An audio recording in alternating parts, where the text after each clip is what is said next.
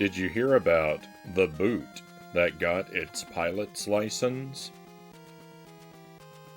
It liked to fly around in a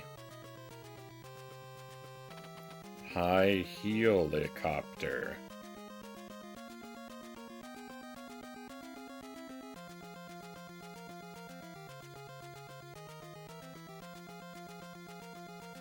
Welcome to the stream, my friends. Happy Wednesday. And welcome back to Strider. We didn't have time for Strider yesterday, but we are hopefully going to beat it tonight. This is a first playthrough, ongoing first playthrough. This is night 3. Trying to complete the game blind, and made some tremendous progress last time. We didn't finish it last night. We didn't play it last night because we were focused on Punch-Out, and I got my victory in Punch-Out. 14 wins, 14 by way of knockout, 0 losses.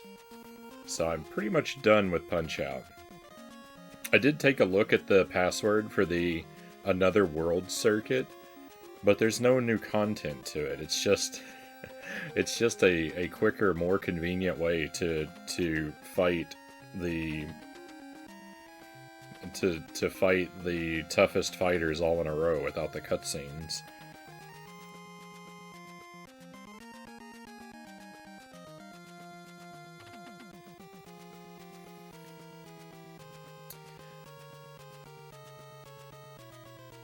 I lost my train of thought.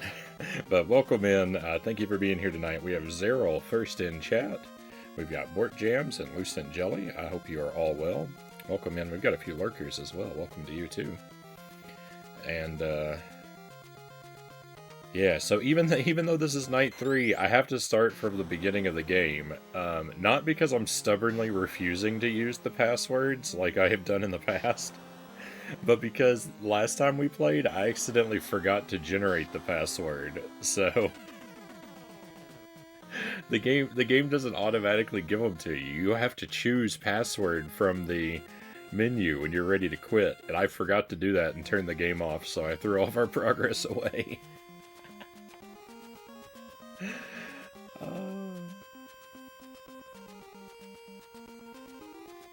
Thank you for the 3 stream watch streak, Port Jams.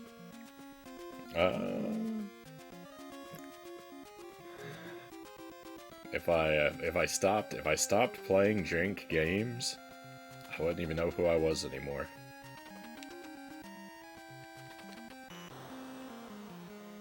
Alright, so from the top, I'm not going to be reading the story text since we have already read it, actually, so sorry about that.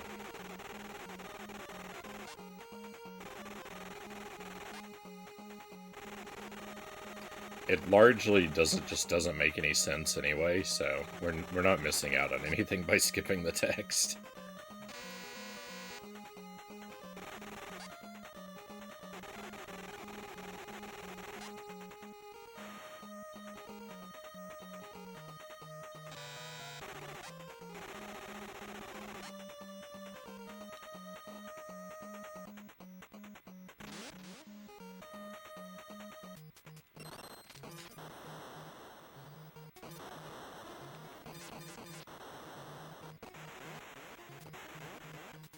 So, because, as most everyone is well aware, I know, because I play games very blind, it frequently takes me a long time to figure out how to play a game that I play. And this one was no exception to that. It took several hours to find some very useful moves, aka the wall kick.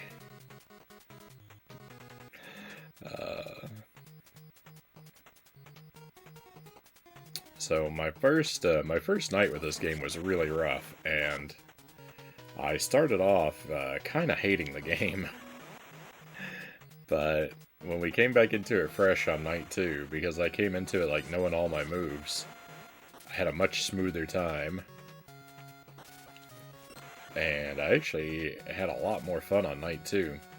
I had fun on night 1 as well, but I just So to say I hated the game was inaccurate. I thought the game was really bad on night one. I was having fun with it, but it was despite the game. It was with a very negative opinion of the game. And then coming into night two with everything I learned from night one, I had a much smoother time, and I was able to enjoy the game a lot more. And my opinion basically completely reversed. I actually still think the game is pretty poor quality, but I also think it's fun, and I do still think it's fun in a way that's kind of despite the game, but not like resentfully. I don't know the vocabulary to express how I feel.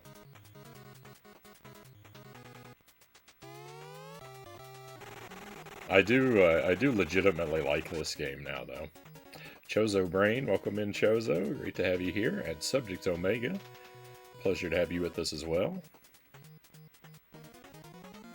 I just realized I'm as much a villain as Pokemon scalpers.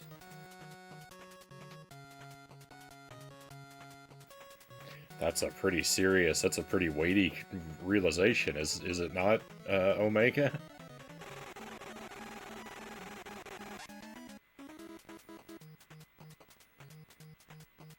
That's a pretty detested group of people. I'm not even into that hobby.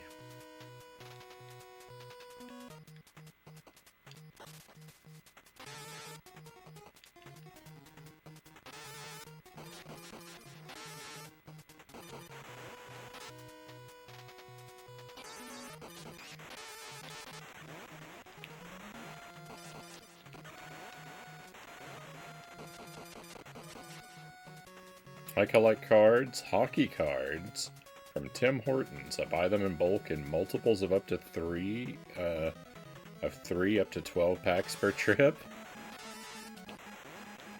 Are there still packs available for sale when you leave?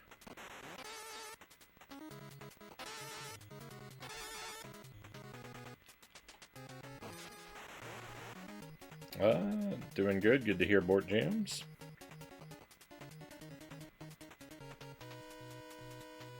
I buy them, splitting them between me, my brother, and my father, which is why I do so in threes. I mean, that's hardly a,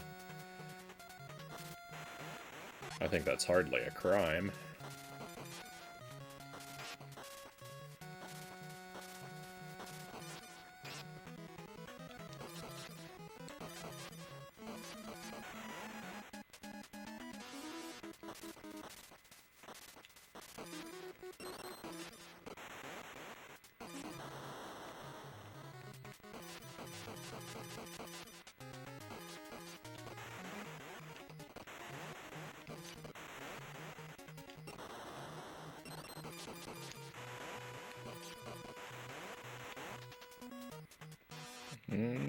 When the cards are available, I go about daily. A week of Tim Hortons can buy me up to 84.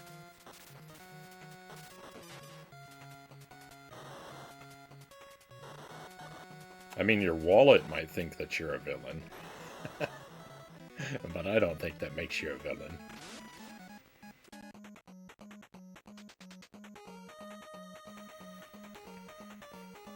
And I have a fairly negative view on scalping.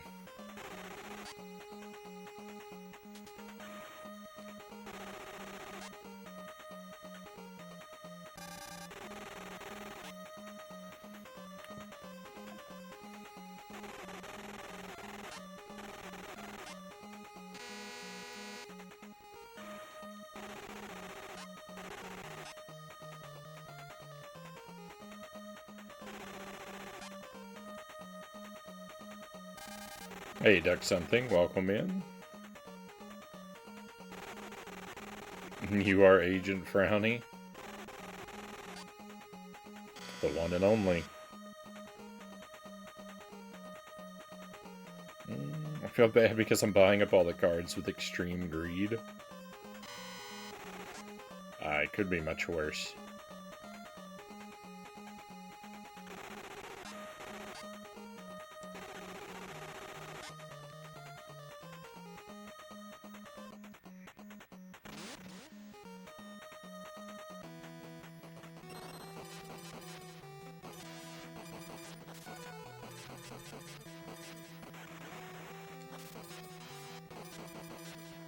And besides, 2/3 of them you say you're buying for other people anyway, so that's hardly greed.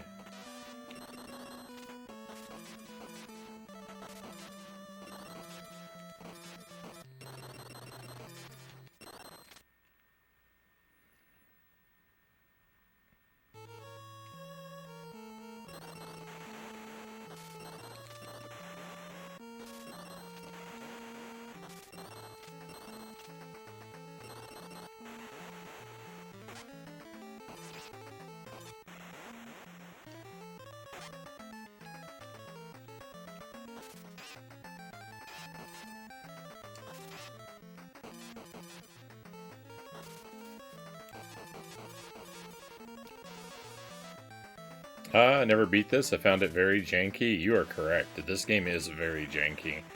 But I kind of really like it. I didn't like it very much on night 1, but on night 2, my opinion like completely reversed. Once you get used to the jank and you kind of know where to go and what to do, it's a lot more tolerable. The wall kick is extremely frustrating, though. Knowing how to do the wall kick really doesn't help me. I still blunder it all the time.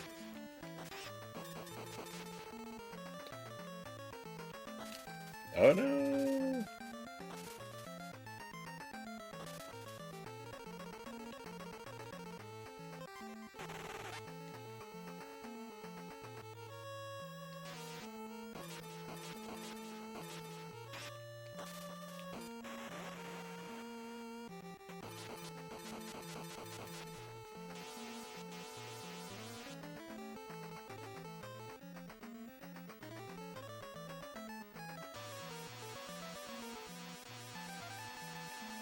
I sprained my ankle and I'm still recovering from that. I'm sorry to hear that, Omega.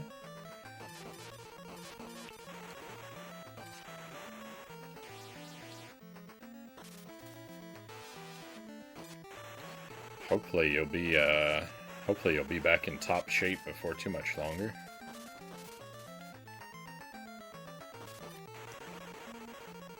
Painful part's over, just a mild inconvenience now.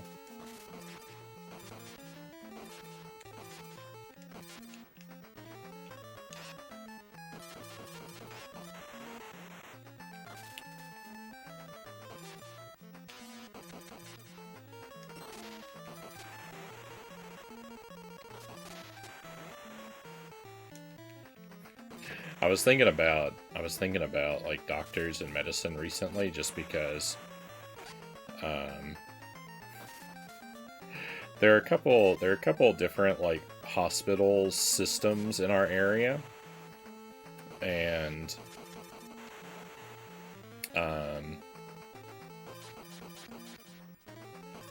when Jelly was pregnant with Baby Man, we went and we got an ultrasound at one of them. At one of the hospitals, and while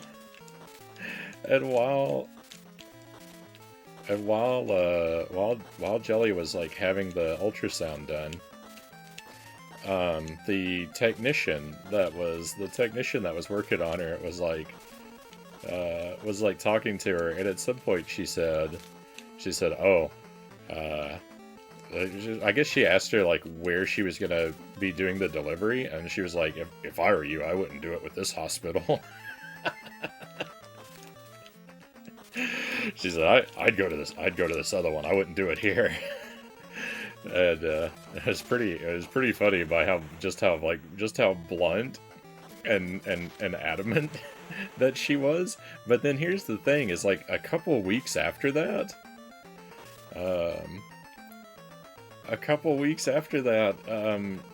Jelly had to go in for like a sleep study, and the doctor who gave her results for her sleep study was like said the same thing. Oh, I would never come here for medicine. Unprompted, just offered. I don't remember exactly how he said it. That I wasn't with her for the first one. I was with her for the second one. But he just gave us his unsolicited advice that like this is a bad hospital. And it was so wild that two of them did it back to back visits so close. So we don't go to that hospital anymore.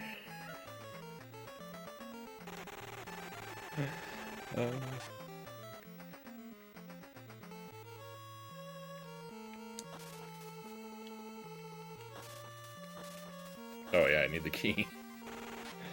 Branding is getting crazy. Ultrasound? What's next? Mega sound? Super sound?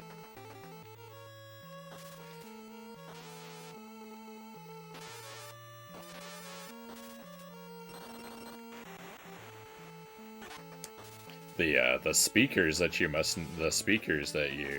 need to process it must be outrageous.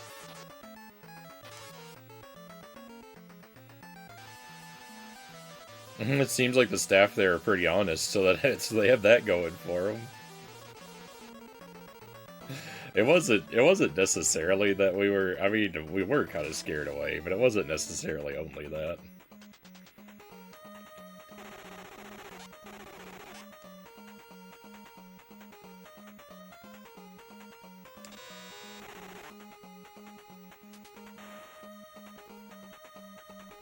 Hey, Uncle Muscles, good to see you. Oh, but I was thinking about that. It had me thinking, like, just because, like, I think I've only ever had one, like, really, like, negative experience with, a healthcare professional. And it was, when I lived in Houston, I was working in a bookstore, and, one of my favorite days of the week was on Tuesdays because we were a used bookstore, and we took in a ton of like unsellable merchandise, whether it be because of like its condition or like its age.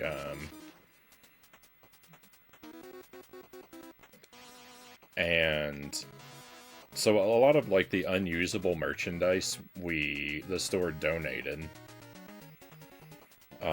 to a program that like supplied the books for libraries overseas.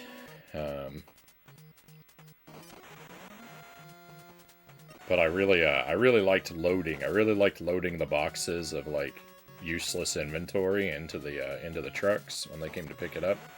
But doing that one day, I tore a muscle in my leg, and it's one of the most painful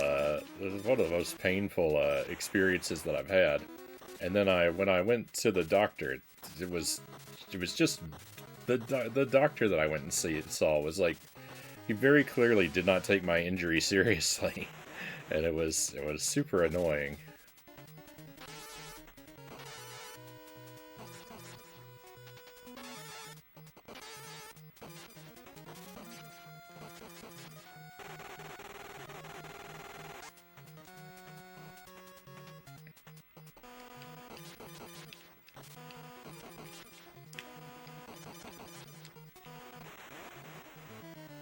Oh no, rip!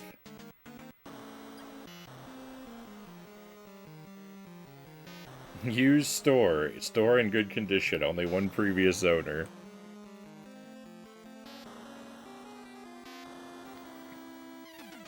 Yeah. All the books are brand new. There was just the store that was used. Oh, that's good. Rip the Deathless run. But Boss and I, we double KO'd each other.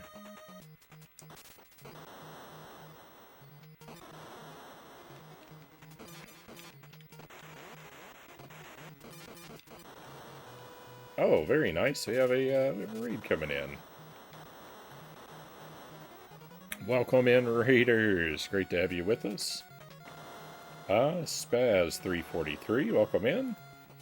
Thank you for the raid. I hope you're doing well tonight. Hope you had a fantastic stream. If you'd like to tell us what you were up to and how it went, we'd love to hear.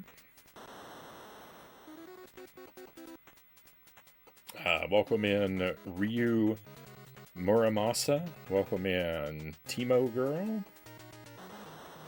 Hope you're both well tonight.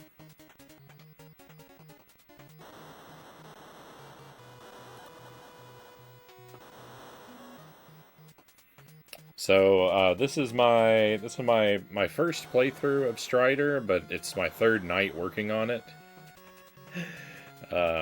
And I've restarted it from the beginning, so you're gonna see that I know how to do a lot of things now.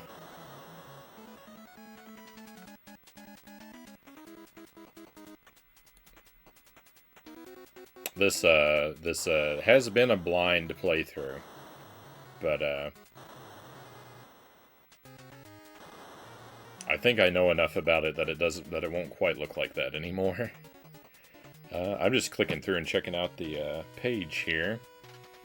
It says late night gaming and casual conquest, clearing everything from 8-bit classics to modern hits. No hype, no stress, just getting through the backlog. Grab a seat and keep it chill while we see what's next. Catch the full runs on YouTube. Right on. I'm gonna give you a follow, my friend.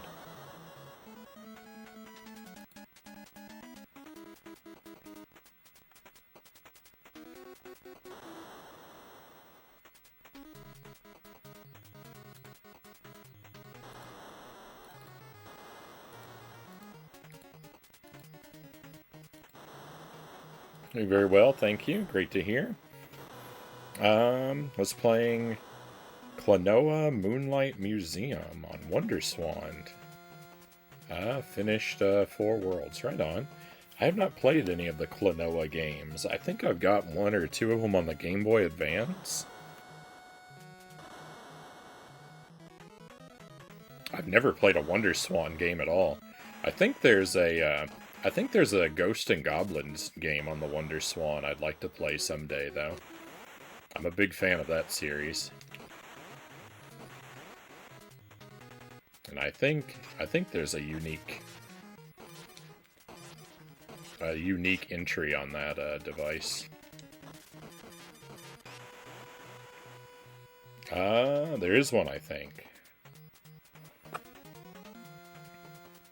Glad you'd find your way through this. I made a few attempts at this game, but I always end up confused. It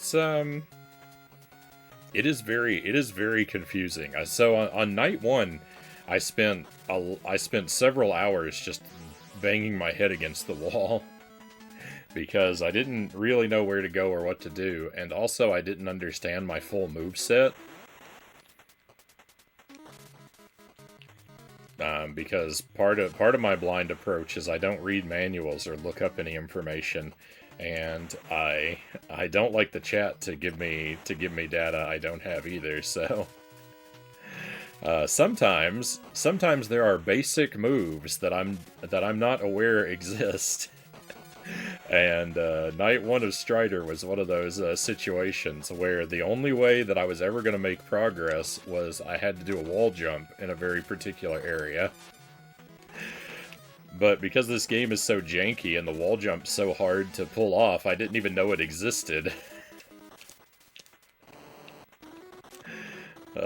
So it took a while for me to accident my way upon the wall jump so I could actually make progress.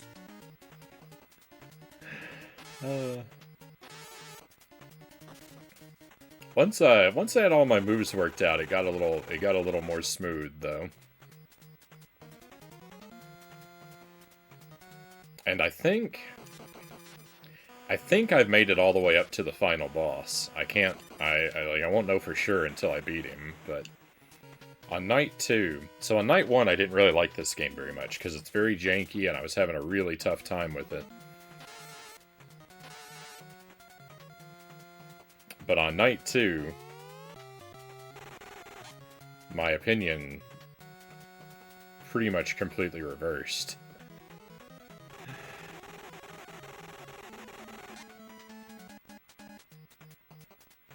It's still mondo janky, but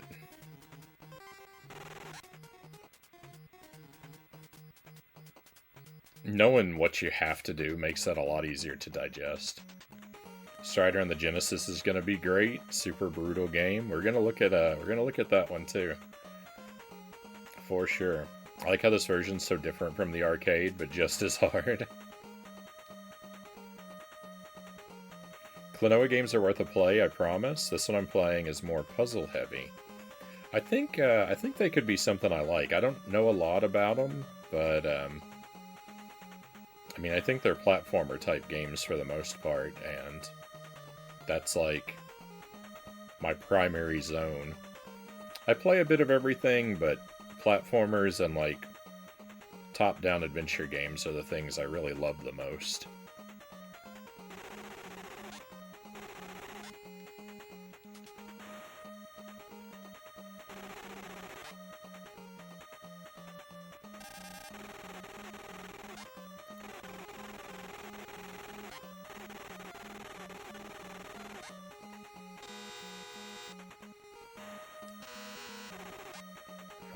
Where do I go? I think that opened up a new area. Yeah.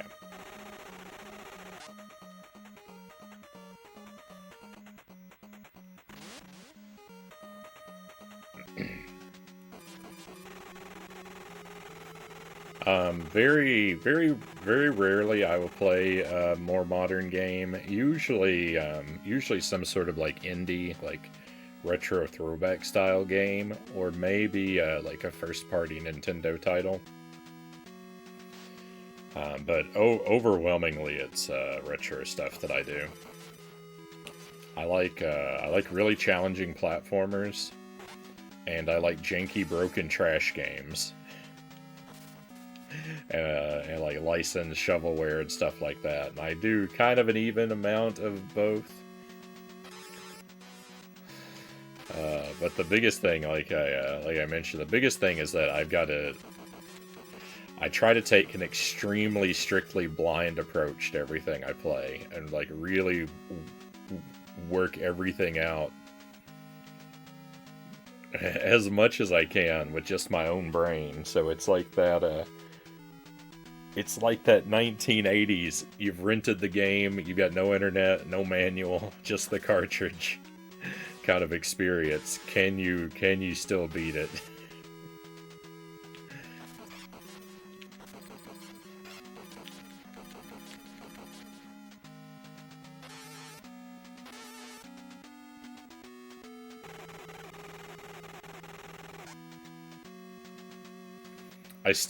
So this is one thing, I still haven't figured out what this means.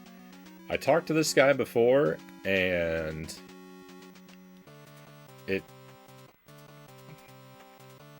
well, never mind. Yeah, and now it says plasma arrow over there, but I don't actually know how to use the plasma arrow. Oh, well, maybe that's what the fire is. Maybe I do know how to use it, I just haven't. That would make sense.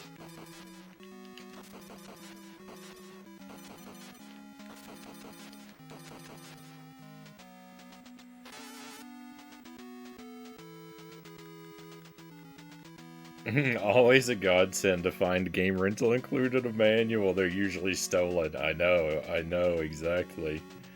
Hey, Sensation, welcome in. I still have, when our video store would get rid of its old inventory, sometimes I would buy up the used games, from the store.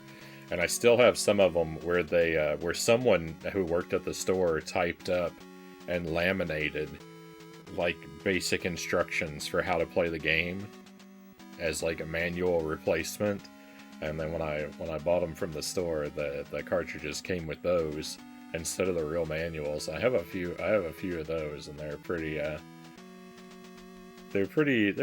like interesting, like just a little piece of nostalgia. That's nice of whoever did it. I would have liked to if I had been working there, I would have liked to do that on the clock. I would have considered that a fine use of my time.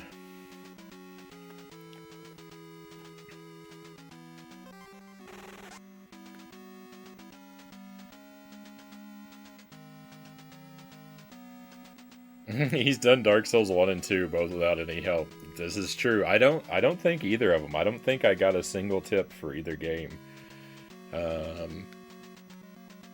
Even though sometimes I really might have needed it.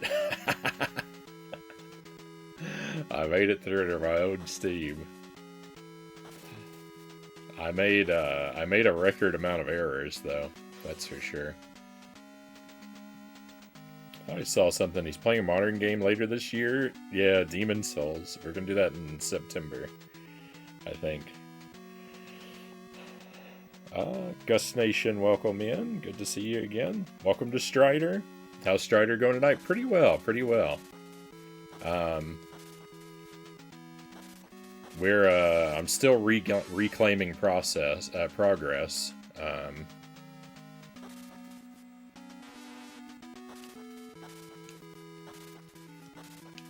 Because I forgot to generate the password last time.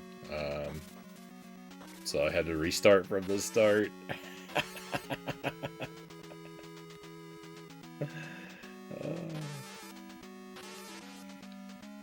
But it's going pretty well. I've only died once so far.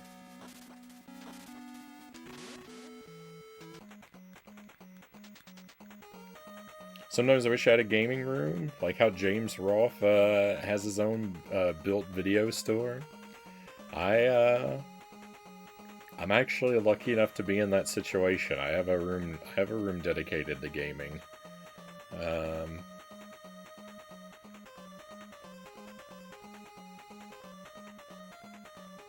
It's not like neatly organized. It's not neatly organized like Rolf's video store. It's much more disastrous. Can I get a rental card?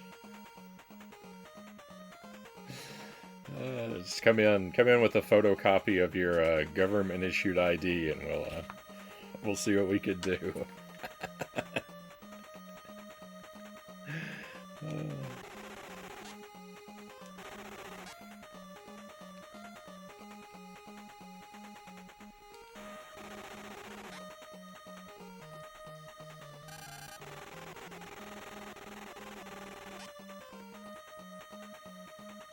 Almost feels like Blockbuster again. I had a Blockbuster card when I was in college. There was a Blockbuster that I got a card for, but I didn't use it very much. We had a couple different really like sort of small time like independent video rentals in my hometown when I was a kid.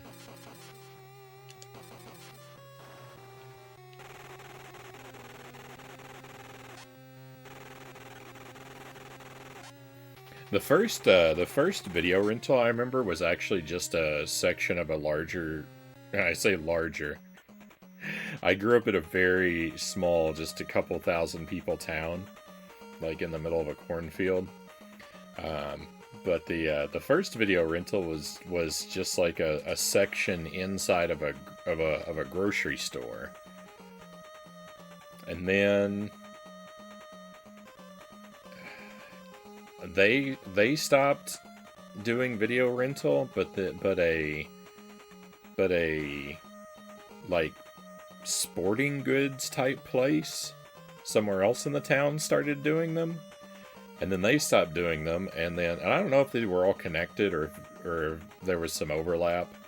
I don't know. We rented stuff from the grocery store, and then we rented stuff from the little sporting goods store, which basically just sold equipment for like the like middle and high school like teams. But we rented from the sporting goods store, and then there was like a mom and pop, like independent rental that we used. So there were like 3 phases of rental stores in my hometown when I grew up, as I was growing up. Eventually, I think right before I left for college, they did get like a chain video rental, replaced the mom and pop store, or ran in competition with it. It was a family, I think it was called Family Video, which I think is a larger chain. Or was.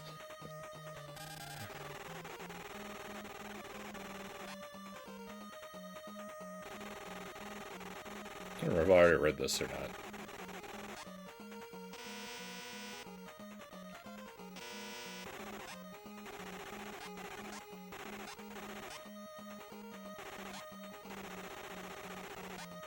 China it is.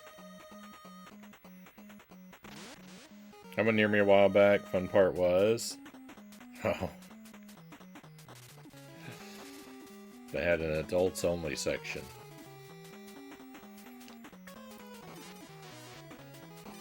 Never went in myself. I remember a grocery store near me had their own rental store for games and stuff too. Forgot about that. Yeah, I remember mostly renting NES games from the grocery store. We, especially Lolo, the Adventures of Lolo.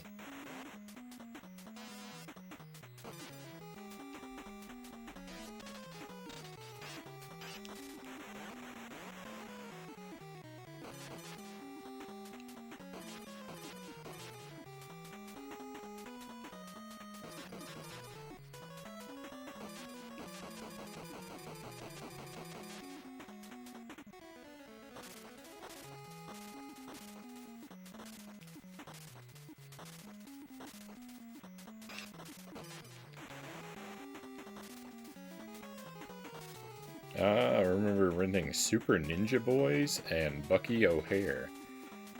Super Ninja Boys, I don't think I've ever heard of that game. Bucky O'Hare I've heard of, but haven't ever played yet.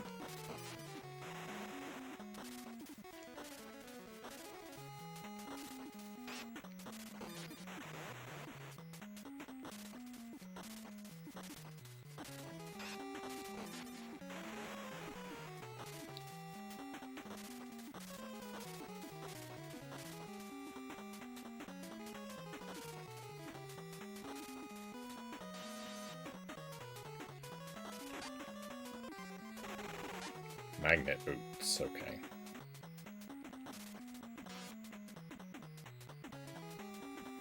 It's a weird action RPG. Inner combat, you move around the screen like a beat 'em up, kind of. That's an interesting combination.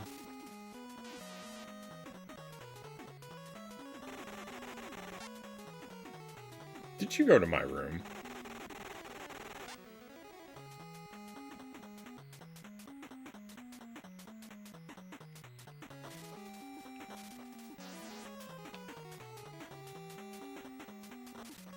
Otherwise, it was like most RPGs.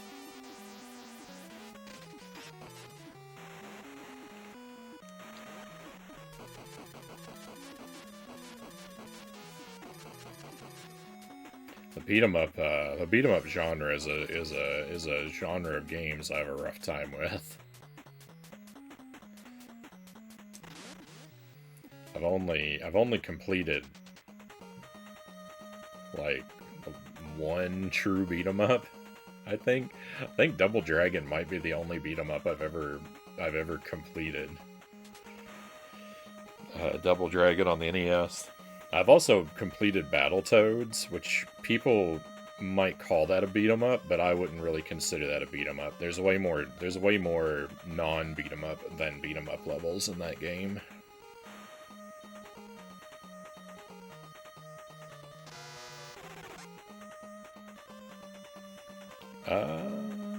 Combat's kind of like River City Ransom. I haven't played that one either. The bosses are regular turn-based combat.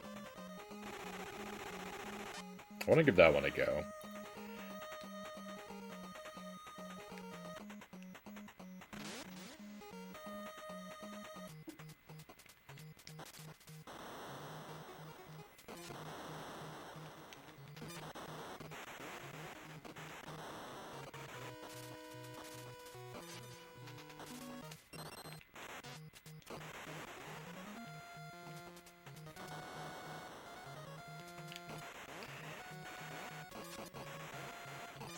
There's so many, like, I think of myself as like I play and beat a lot of games, but then there's just so many that like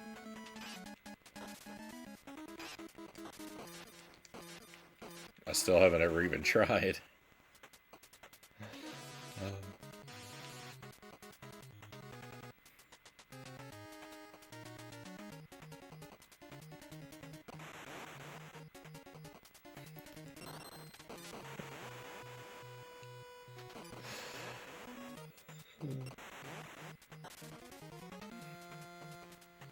I'd probably get through. I'd probably get through a lot more. You know, I'd get through a lot more of the classic games if I spent a lot less time playing stuff like Scooby Doo and Mary Kate and Ashley on Game Boy.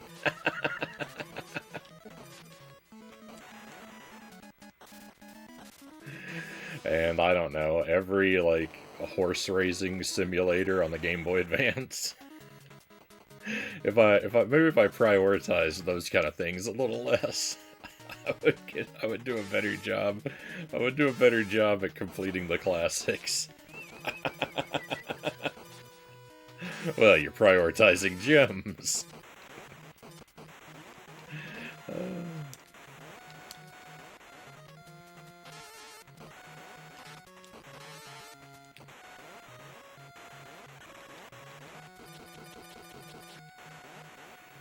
It's unlikely we'll play through every game ever made. So many.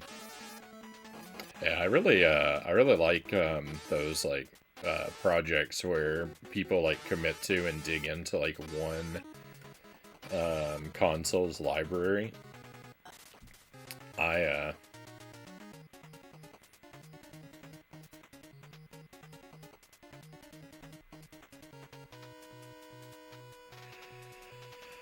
I don't know that I don't really have the focus to do that, but like when someone's like done like 400 games, right, on one console.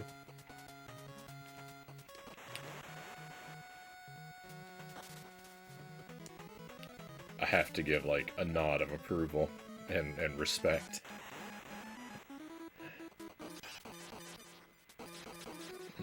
A lot of people do that now. It used to be not a lot of people do that now. It used to be a big thing.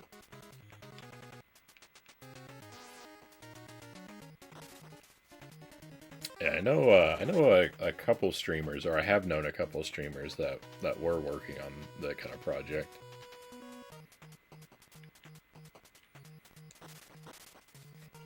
I think Narblast is the only one I can think of that's currently doing it.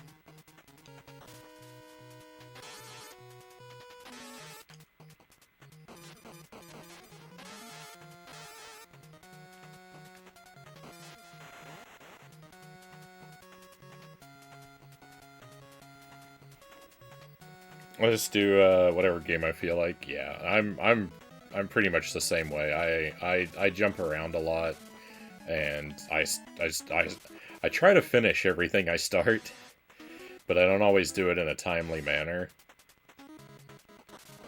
I do, like, if a game is really, like, dreadful to complete, then sometimes I do have to, like, take breaks from it for a while. But I have a very strong desire to finish everything I start, and I kind of start things on a whim.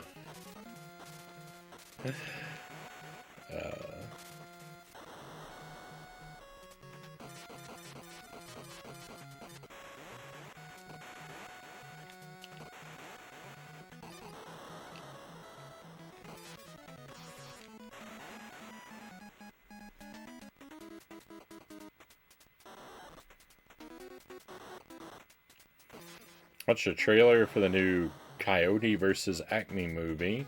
It's got me really excited to watch the movie once it comes to the cinema this year, Board Jam says. Right on. I'd heard about that movie.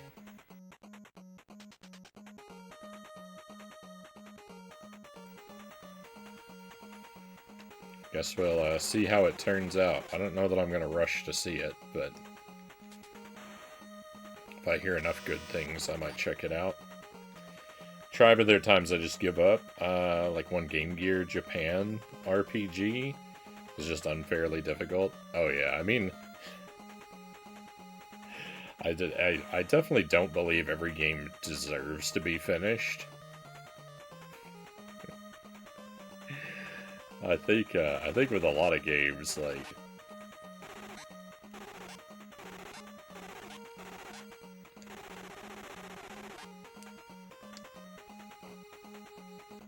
you should consider your time more valuable.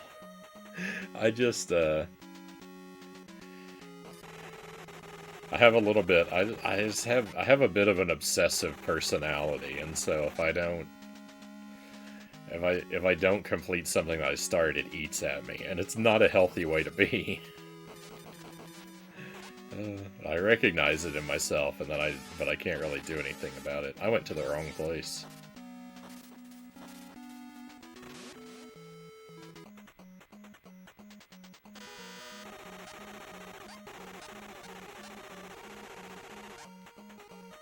Alright, now we're back on track.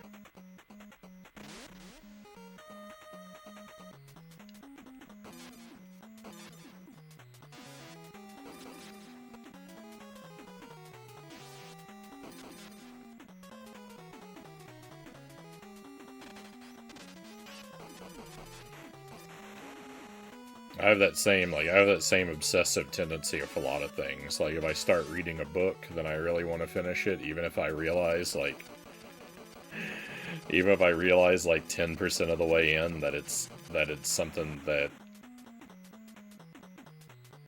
there's zero chance of me enjoying another page of, that I like.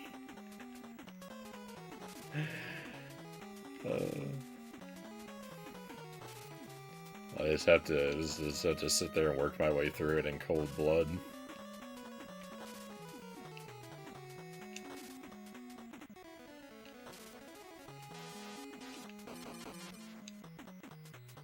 It's not good.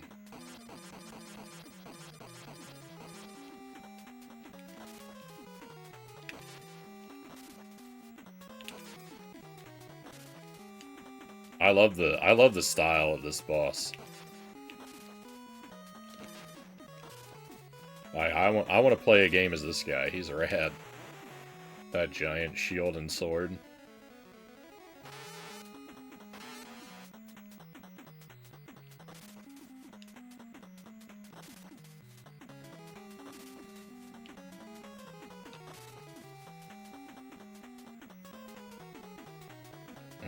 Eternal Legend. Never touched that one. I actually haven't played very much on the Game Gear at all either, so I'm pretty safe in that regard. We've never played a Game Gear game on the stream. I didn't have a Game Gear, but my cousin had one, and he had a Sonic game that we played a little bit. He had a Power Rangers game. I don't remember which one, but we really liked the Power Rangers game that he had on the Game Gear. And the best game that he had was a game, I think it was called Slider. We played this little, like, yellow orb character, and it was like a puzzle game. I think everything was ice physics, which sounds horrible when I think about it. But Slider was a lot of fun. We really liked that. But we would sit on the floor with the Game Gear plugged into the wall and pass it back and forth.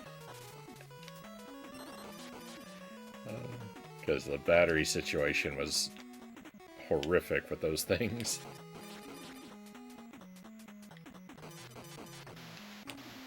Uh-oh. Hang on, do I have healing? I do. I need to use my healing.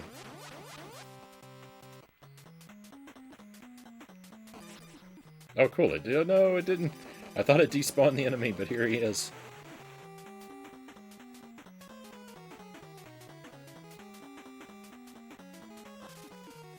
Ah, yes, the alien queen.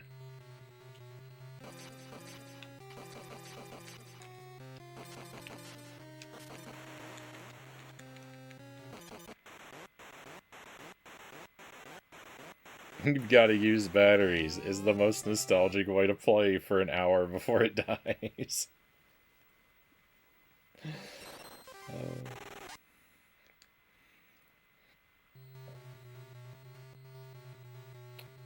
When I maybe when I win the lottery, I'll be able to afford to play the Game Gear on batteries.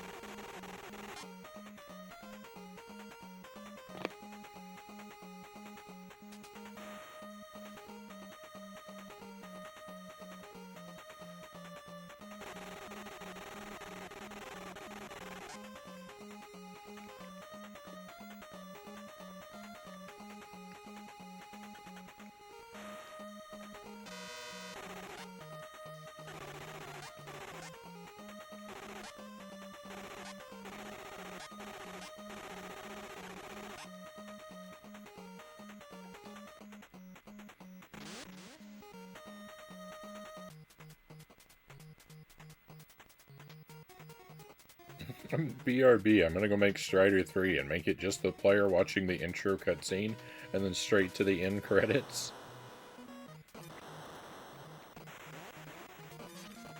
That sounds like, that sounds like my least favorite video game.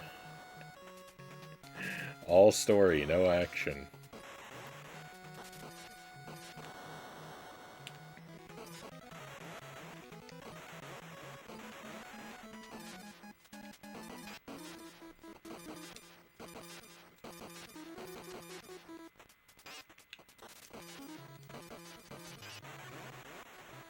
I gotta get a bite. Have a great stream. Hey, thank you for the raid. Very much appreciate you coming in. Thank you for the follow. I will keep an eye out for you. If our schedules don't conflict too much, hopefully I'll be able to drop in sometime and see what you're up to. But, yeah, hope you find something delicious. Have a great rest of your evening, and we'll see you again, hopefully.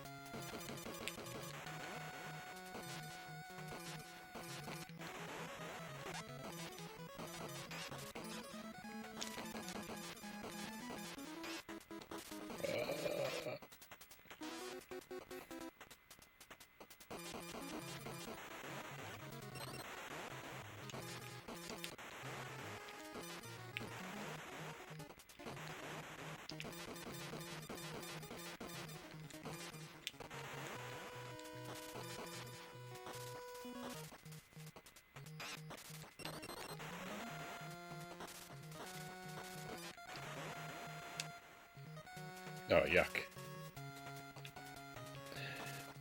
Ugh, jumping around these spikes is rough.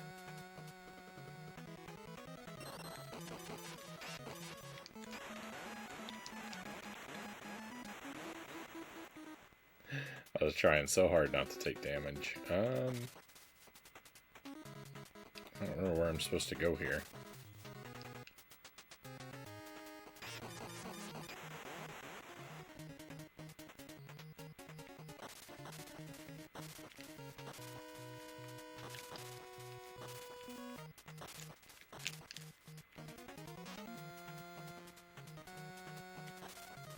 What? There's nothing in here. That's a shame. I felt really cool for making that wall jump work, and then,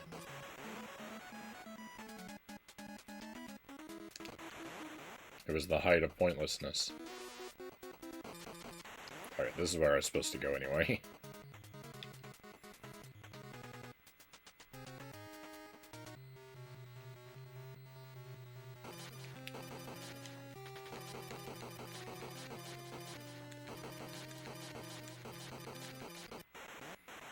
You fight so many of this exact same thing in this game. There's like, I don't know, half a dozen of them.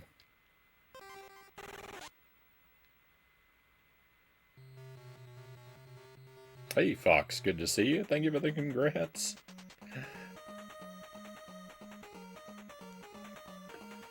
I think that's in reference to Punch Out. I was supposing you saw that in Nato's Discord. Yeah, the 14-0. I'm not a very active Discord user, but Nato shared when he got the victory, and so I had to do the same. Put in the little extra effort.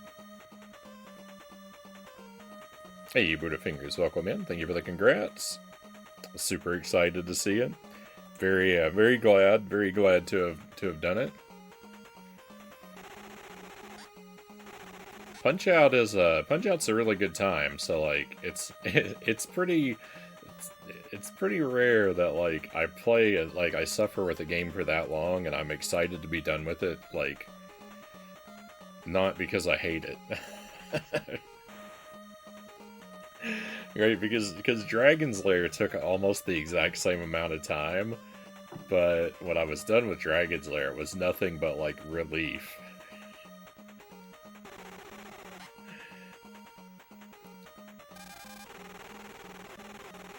With Punch Out, like, I can imagine wanting to play Punch Out again. Just beat Ninja Gaiden on the Master System. Even more scammy than the NES one, but better story. GG's.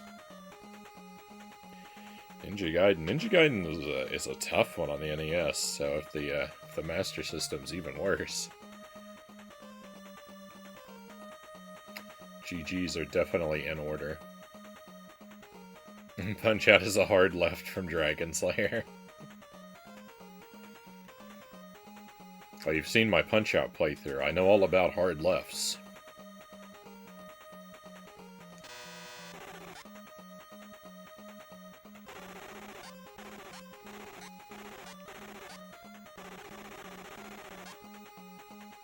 Oh yeah, I forgot this level.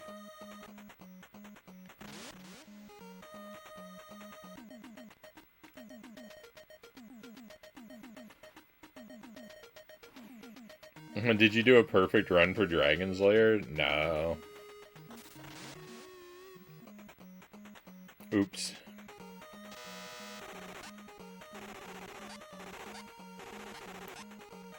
Good night, Sensation. It was good seeing you. Hope you have a great rest of your night. A fantastic tomorrow.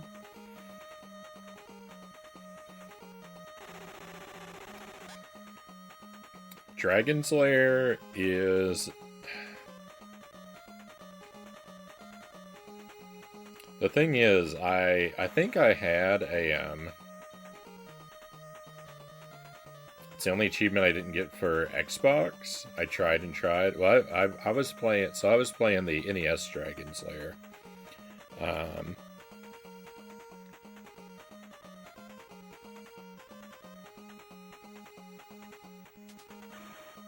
I want to play the other versions of it. Like I have a port of the arcade game on the Wii, I think, and I have like there are ports of that game to a lot of stuff, so I'm probably gonna do them all eventually. But yeah, I started with the NES game, and it took me over 100 hours to beat. It's horrific. Rain, welcome in. Welcome. Yeah, we're doing Strider again tonight. It's going pretty well.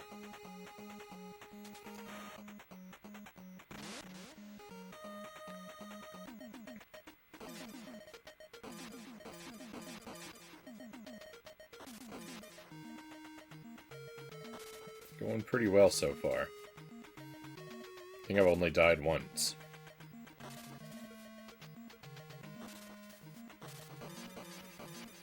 We were trying. That was the purest gank. I don't know if that's a typo or if that's like a step above jank. Or an alternate spelling. We're playing the arcade. Yeah, I haven't played any other versions of this one yet either. I've heard the Genesis version is different and worth playing, so I'll probably play the Genesis game after I beat this one. Not right away, but close enough that I can still compare them.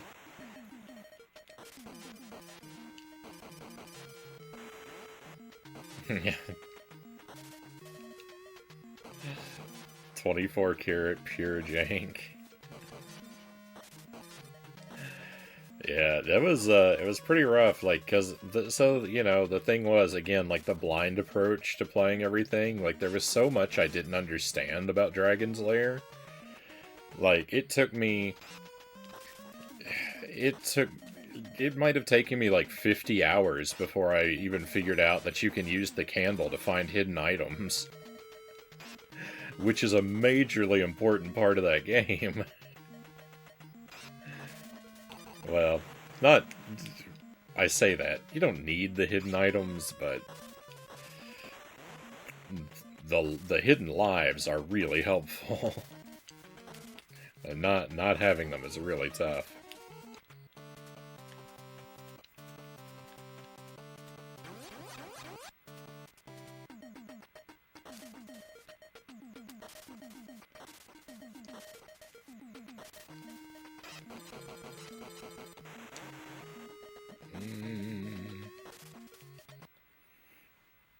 Dragons Lair always caught my eye on the arcades. Look cool. I've never seen an arcade machine of it in person.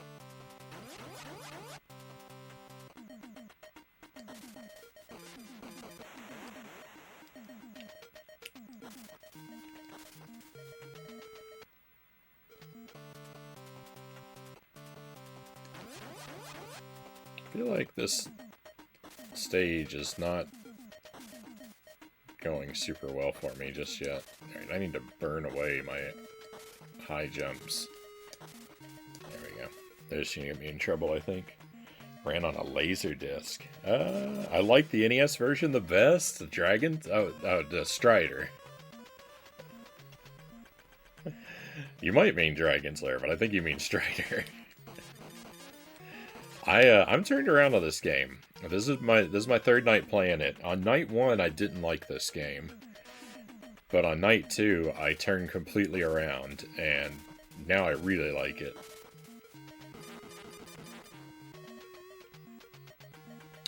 Dragon's Lair is like watching a cartoon, yeah.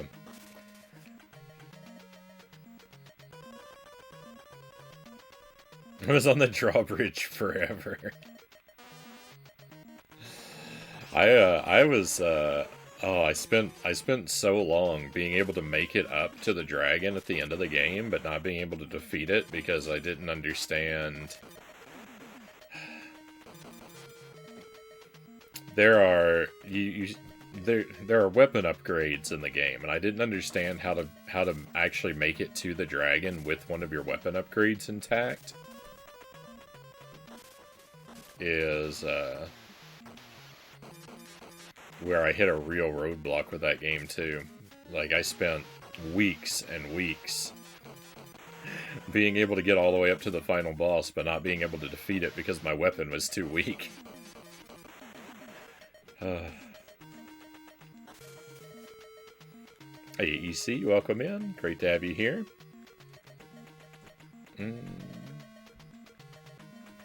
Strider, I'm a fan. Tried them all. Plus bought Strider 2 on the PlayStation 1. When I was in high school, my buddy in high school, I know that he had Strider on the PlayStation.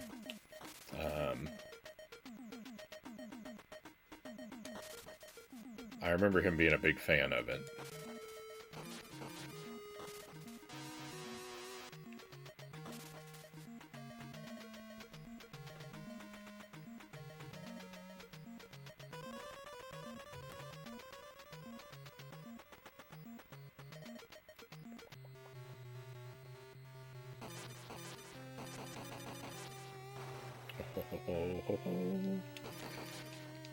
Oh, my health is real bad. I'm glad I saw that.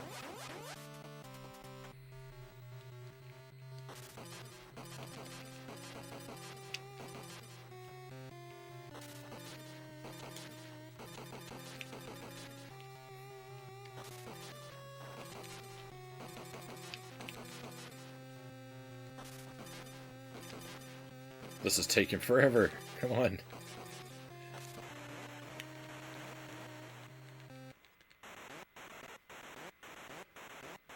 I remember playing Strider a little bit. I'm usually really unfamiliar with the arcade versions of games. I had very, very minimal exposure to arcade machines growing up. And I don't know whether it's because of that or just in combination of that. I've never really had too much of an interest in the machines. I really the home console experience is really what I think of as the definitive experience for any game. Like even if it started as an arcade and then got ported to like the NES, like Ghosts and Goblins, right? I love the Ghosts and Goblins series, but the arcade machine, like the arcade game, might as well not even exist um, in my universe. Like the NES game is what it's all about for the first title for me. Um, and part of that is like again, like I didn't spend a lot of time with arcades. Like there were a few. There was a Pizza Hut in my hometown, and there was a barbecue place in the town over that both had a couple arcade machines. So I would play those sometimes. So I did play some, but very few. So I don't know. I don't get overly nostalgic for the machines in general. It's the home experience, but also just like I like playing games with a controller. I don't really like I don't really like arcade sticks and buttons. Like I like playing games with my thumbs. I don't like the joystick and button experience of arcade machine isn't really my comfort zone. They're an interesting curiosity. Sometimes they are it is interesting to see how they're different sometimes, and like the machines themselves can be like works of art, but the home console version of anything is what I'm always going to think of as like the prime example of it in my mind. Remember seeing Ghosts and Goblins arcade? Boxer shorts caught me off guard. Grew up with the NES too. I like arcade sticks for fighting games. I might feel similarly if I played fighting games, but that's a genre that I don't really gravitate toward.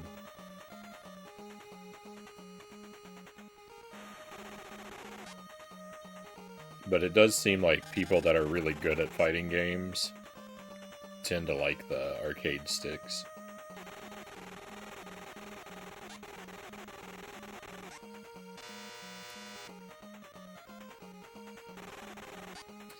So the arcade games that I had at the Pizza Hut, they would change out every couple years, so it wasn't a set roster for the restaurants that had arcade machines in my town. But like the ones I remember most clearly was like the Pizza Hut had a Miss Pac-Man machine, and that's probably my favorite. Like arcade machine to play would be like a Miss Pac-Man. um,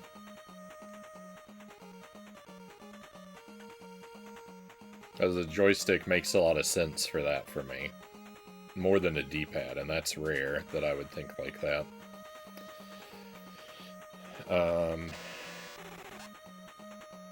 They had that the Ninja Turtles game, the first like Turtles arcade one that became Turtles 2 on the NES. They had that machine. And they had a couple pinball machines, but the one I remember best was Rescue 911.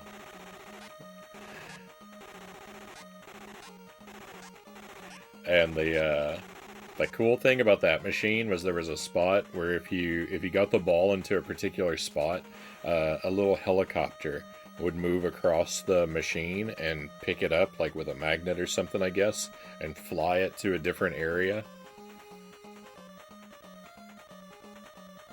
Like the helicopter was on like a mechanical arm. Like it didn't actually fly, of course. But it gave the illusion that your pinball was being airlifted to another part of the board. It was kind of cool. And at the barbecue place, they had a Star Wars pinball machine, and they had a Batman arcade game that was like a platformer. Are the ones that I remember most clearly. And the Star Wars machine, I don't know if it was like just really easy or if I was really good at it, but I could go to that machine with 1 quarter and just keep earning extra credits to where I could just play it basically forever.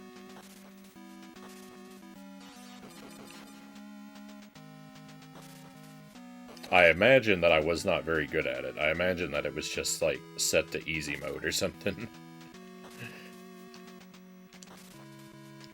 Because I've always like been a little bit trash at pinball games. I love pinball machines, but I'm not very good at them.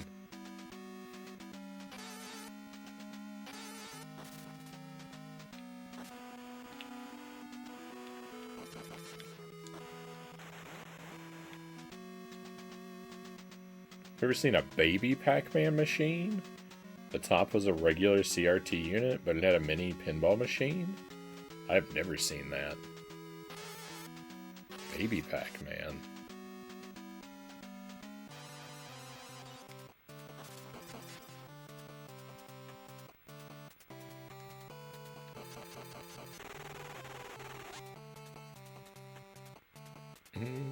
My pizza place had Toki and T2 pinball. I've seen the T2 pinball machine. I've never played it, but I've seen it.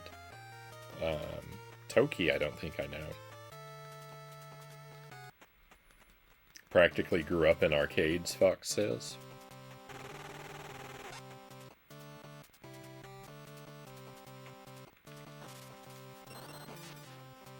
When I was in middle school, there was a it was pretty far away. It was another county over, but there was a pizza place that had an Area 51 arcade machine.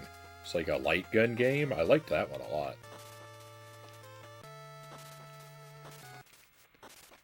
I didn't play it as often because it was further away, but I thought that was a lot of fun.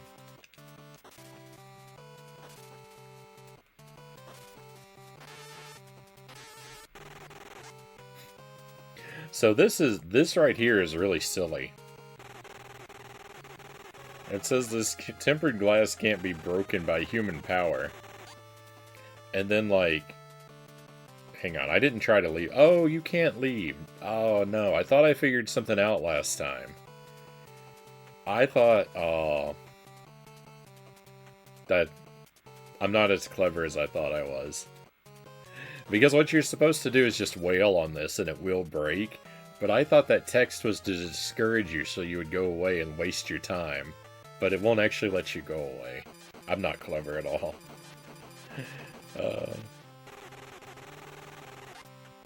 Favorite pinball was Medieval Madness. I feel like I've heard that sounds like a familiar title, but I don't think I've ever seen that one in person.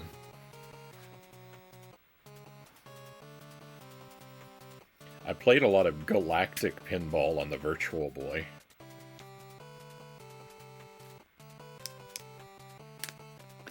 So much it burnt my eyes out, and that's why I have to wear these thick glasses now.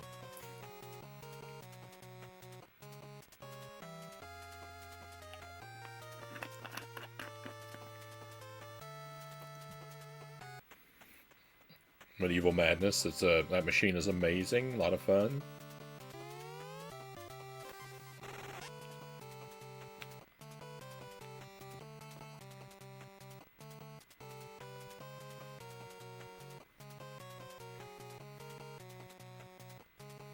That's a joke, by the way, for Nintendo's legal team, because I know they watch the stream.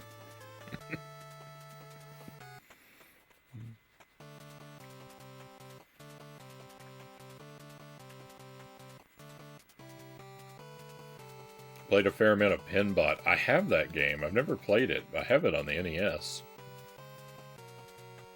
Tales of Arabian Nights is my favorite, Fox says. My cousin still has his Virtual Boy. I still have a Virtual Boy. I don't know if it still works, because I haven't used it in several years. It worked last time I set it up, but it's hard to find the motivation to, like, want to it's hard to find the motivation to want to mess around with the Virtual Boy.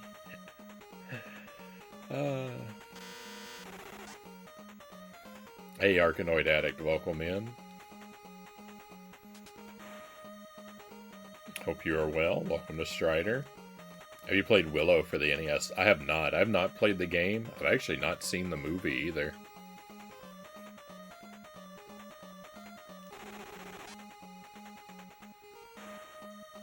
Ready to go to Australia now? I think so. I think that was the key to Australia.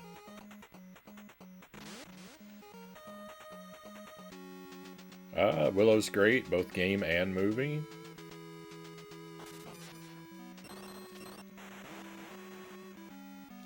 It's a movie? Yeah, it's a movie from like the 80s, I think. I actually own a copy of the movie on DVD. I saw it today, in fact. Not that I saw it as I watched it, but saw the DVD on the shelf. But I've never actually sat down and watched it.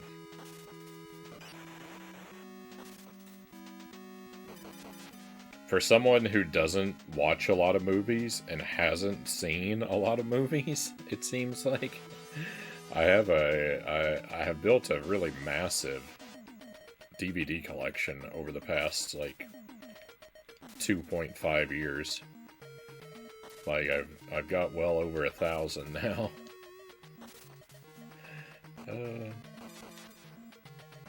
But I've not been making time to watch any of them. What am I supposed to do here? Is this like boss rush? Do I have to do this? I don't remember.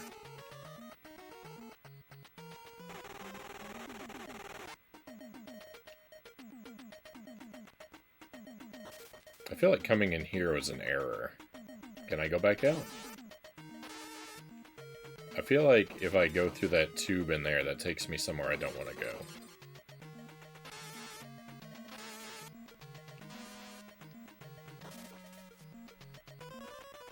It's hard to remember. I have the game but never played it. I think it was the first movie Ron Howard directed. It's a classic.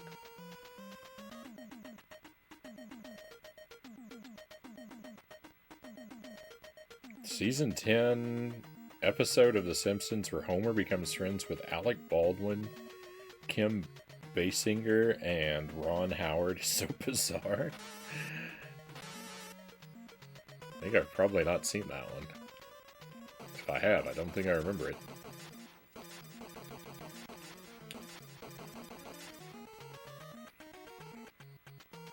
I have an arcade version, more action side-scrolling. NES version's action-adventure.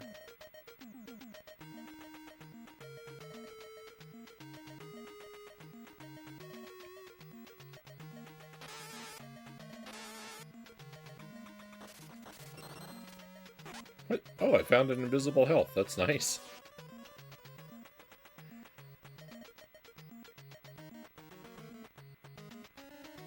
That was very convenient.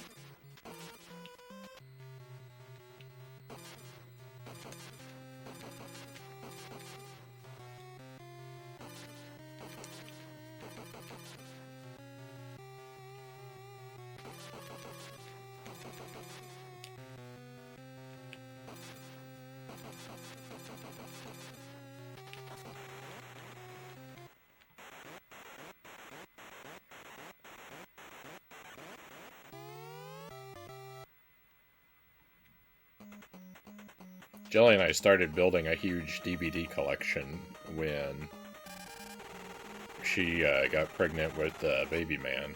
We wanted to have a nice like physical media library for him to have easy access to. So like we bought a lot of like old like classic like Disney animations and old like family films and stuff like that is the vast majority of what we have. but because, like, again, referring to earlier, I have a little bit of an obsessive personality. When I start collecting something, I very easily go off the rails with it, so...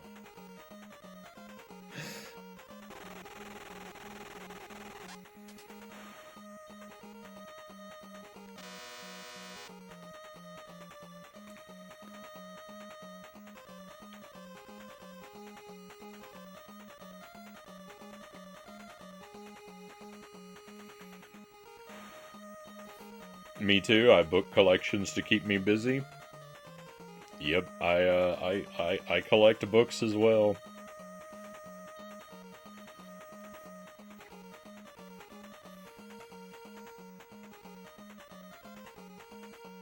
I have quite the hoard of books. I wish I collected more of them in my brain by actually making the time to sit and read them all. I've been working on improving that this year, but...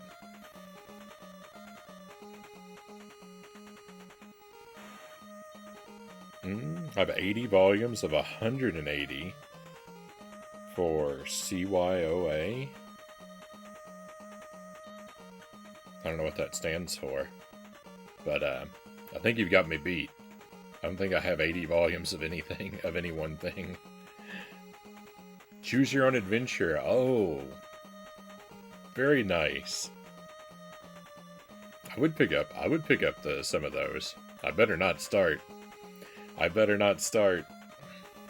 remember those. I have about like 10 of those. So maybe I already have sort of started to collect them, but basically trying to keep young me happy. Those would be a good thing to have for Baby Man's library. So that's why I have a few of them, but I haven't actively sought them out. I just kind of pick them up when I find them. Have you considered collecting stocks? I know nothing about finances, Buddha Fingers. Those like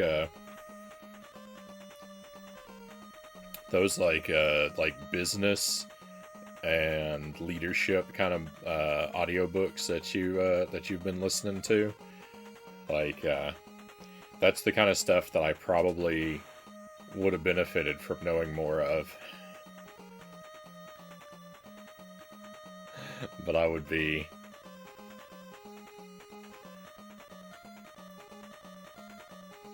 There'd be something intimidating to read because it would expose to me how little I know. I already know that I know little, but to have it put under such a magnifying glass would probably be a very painful experience. Which isn't to say it would be which actually is the argument that it would be a good experience for me to go through, but that'd be a hard one to subject myself to. I am not financially wise.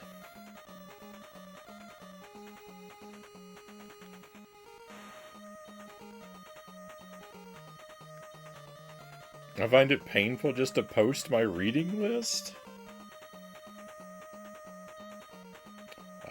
Well, I mean, I'm not exactly sure why. I'm going to be in the same boat at the end of April. My reading list is really thin. I'm not going to hit my target this month for a book a week. I think if I'm lucky, I'm going to have 3 titles completed this month. But I knew I was going to be in this situation, and that's why I overread in January and February. So I still will be on track for my yearly goal, but I'm going to feel bad about blundering the month anyway.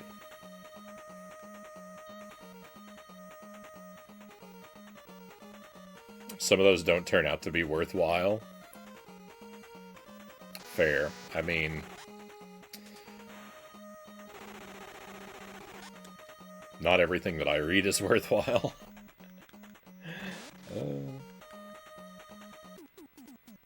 It's terrifying to think the smartest person in history only has a glimpse of knowledge.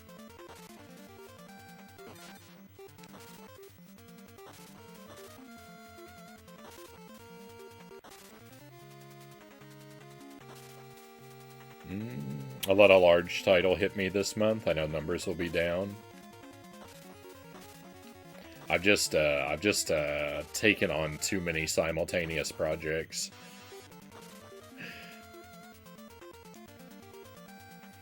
As Baby Man becomes like more and more like competent, also like as he's as he becomes increasingly skilled, he requires more and more attention. But then like I've been working on reorganizing and inventorying our DVD collection. And like that's a very tedious process, and I've been distracted playing my guitar a whole bunch. So I've had a lot of stuff get in the way of my reading time. They're good things to they're good problems to have, but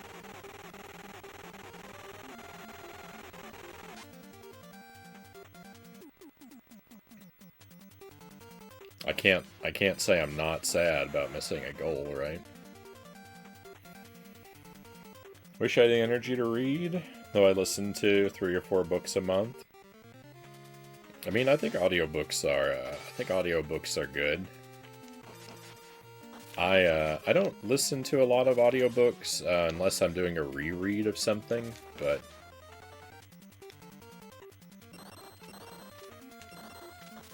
I mean, I've done first reads of stuff in the past on audiobook, but I only really like to do that if I can be completely undistracted from the listening, and usually the reason I'm listening is because I have to be distracted by something else. And so, in that case, if it's going to be an audiobook, then I want it to be a reread, so it's okay if I miss details.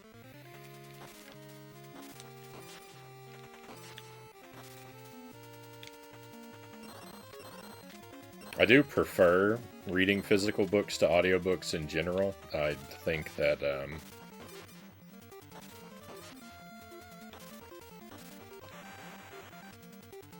I think I build more solid neural pathways. Oh no, I respawn the boss? That's bogus. When I read off of actual paper. Because there's a lot stronger sense memory of interacting with the physical book, but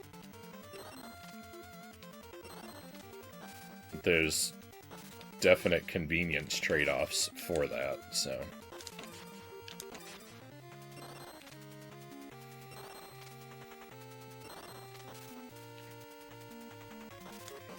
Hey Zergling, welcome in.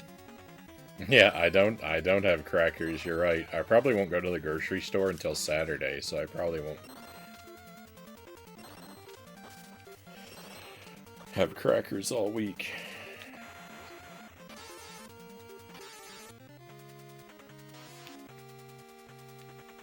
It's alright, I'm not, the wheel spins aren't going anywhere. I'm banking them. We will get to them. Like reading graphic novels. So that's another thing. Like I talked about collecting. I have a giant collection of like trade paperback, like comic books and graphic novels. I've read less than 1% of them.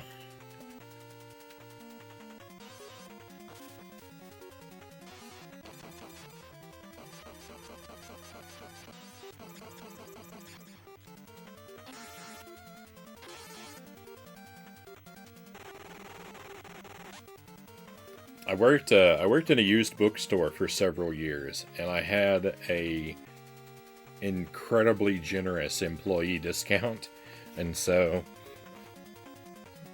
it was very easy to accumulate interesting things, and at some point, I mean, I feel like all of us who worked there got you know, a bug for collecting something, but a lot of us started accumulating comics. And so I built up a huge collection of them, but they've always been something that's sitting there like, I'll read it someday, and some days just never come.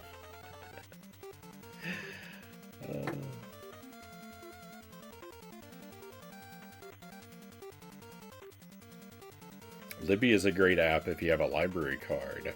I don't think I've ever tried the Libby app. I have tried different ones. There was one of our libraries had an app called Hoopla that I really liked. That was just a library app. You could kind of do everything. It had audiobooks and ebooks and movies.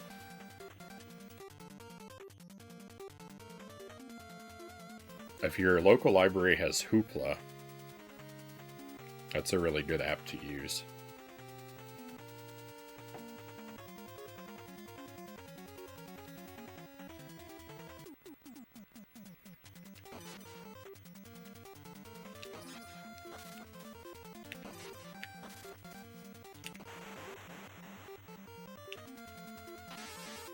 I think it's a really expensive app on the library's end, so only like really big and well-funded libraries tend to have it, so.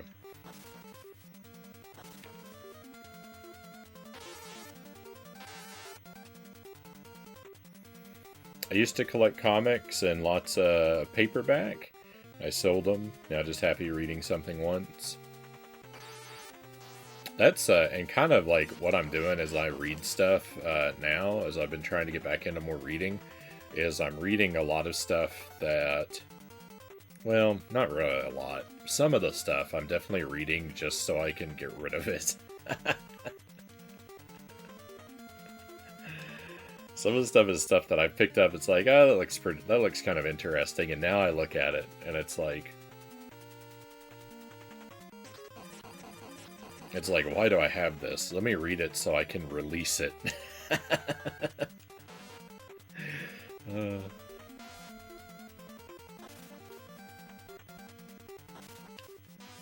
That's why I read Mrs. Doubtfire and More Than Human, as those are things on my shelf that it's like,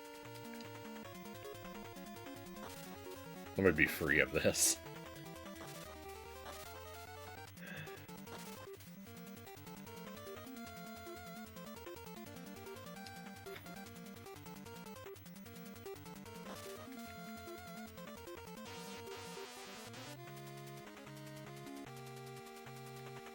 One book I really recommend to retro gamers is Console Wars. Such a good documentary about the 16-bit war. I think I listened to that on audiobook. That's like, yeah, it's like the Console Wars. It's mostly from the Sega perspective, right?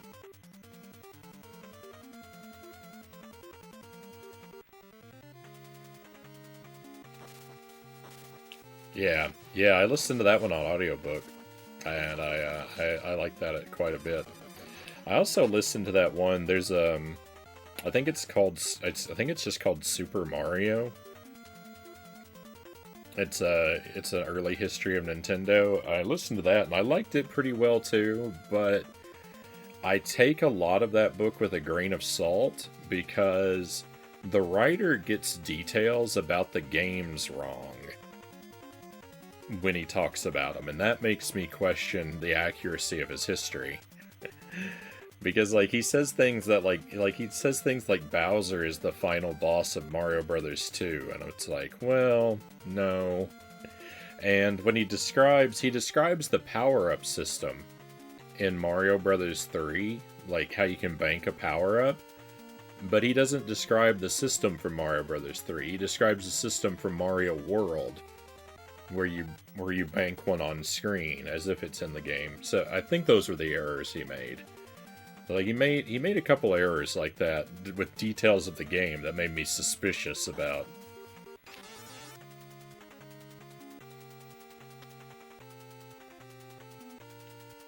whether I could trust him for fine details.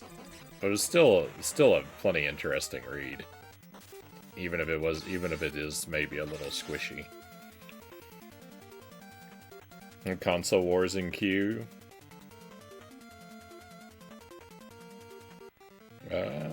Yeah, what about War? Exactly. Now Now you may read the book and find out that I'm wrong about the details that I remember him being wrong about, and then, you know, so take what I say with a grain of salt too.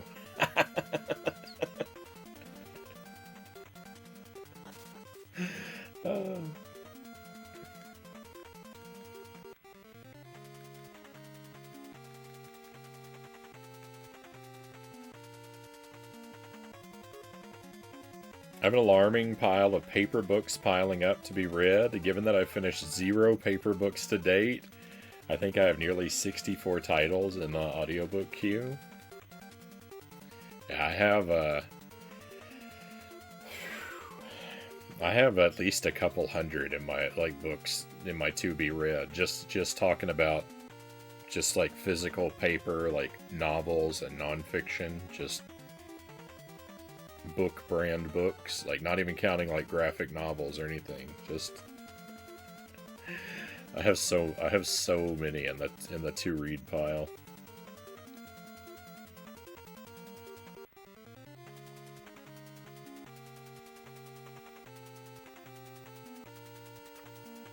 "8-bit NES, 16-bit Genesis for me, or TurboGrafx? I know exceedingly little about the TurboGrafx.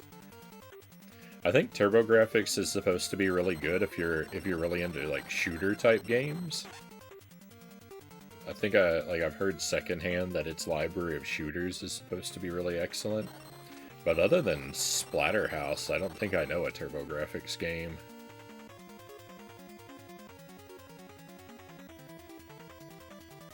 NES had better games, Sega had better graphics. I mean, I was a Nintendo kid, so I'm very much biased in favor of Nintendo.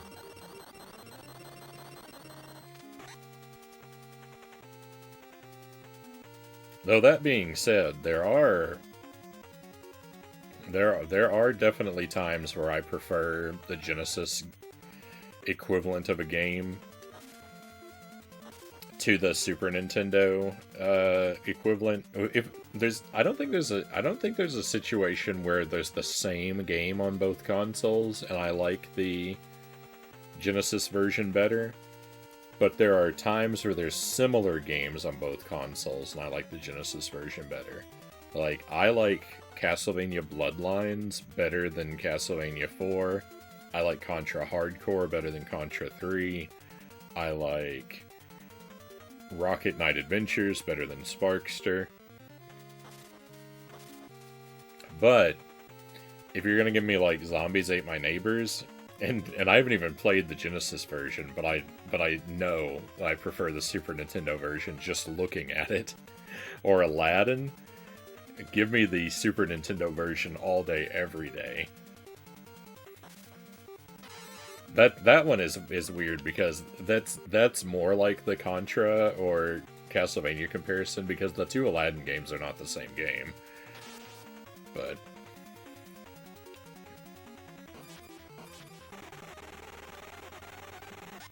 like the Genesis version of Beavis and Butthead better? I haven't dug into that comparison. It's a really interesting system. I had a friend that had everything for the TurboGrafx. Loved all the sports games on the Genesis. Definitely seems like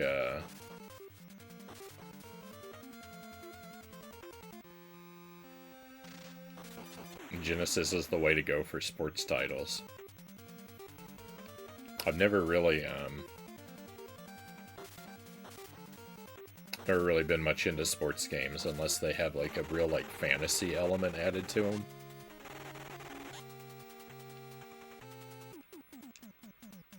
Like with racing games, like I typically want to play like a kart racer. It's more like got items and party mechanics.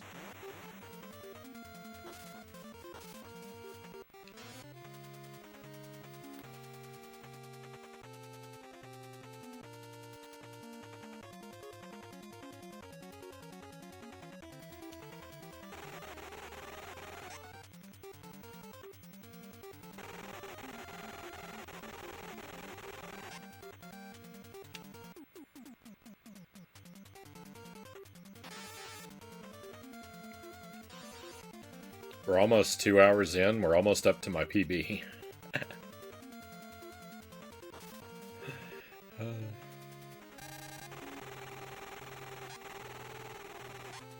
Gunstar Heroes is another good Genesis game. I've heard that game is good. I haven't played that one yet.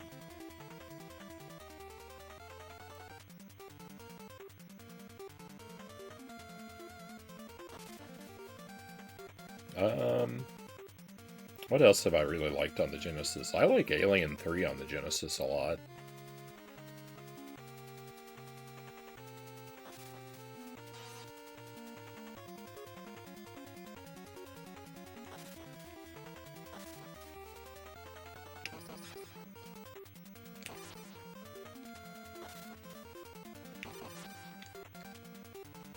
I detest Echo the Dolphin. That game is wretched.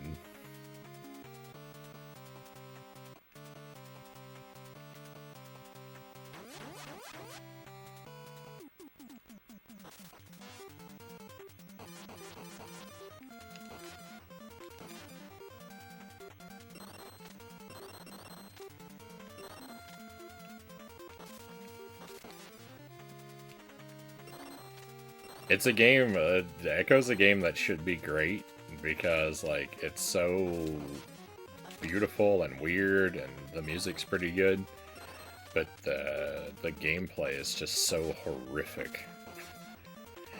I can't stand driving the dolphin around and trying to interact with the janky physics to solve the puzzles. It's miserable. You beat that game? I've done the Genesis version and the Game Boy Advance version. I've made it through twice.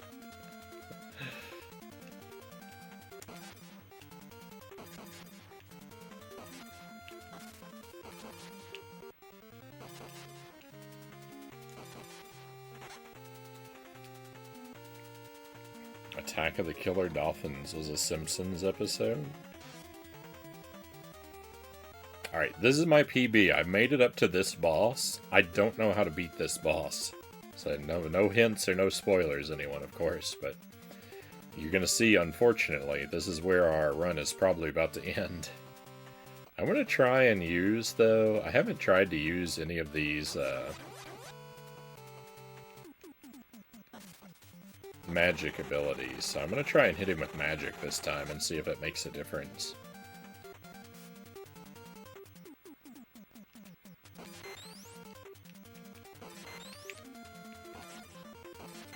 Hey, that looks promising. Except now I'm out of it.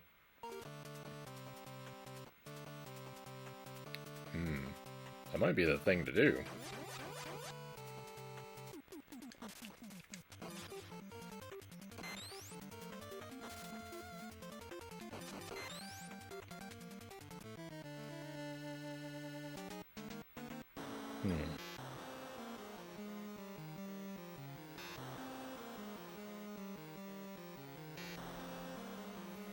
If he can only be fought with magic, that's really bad.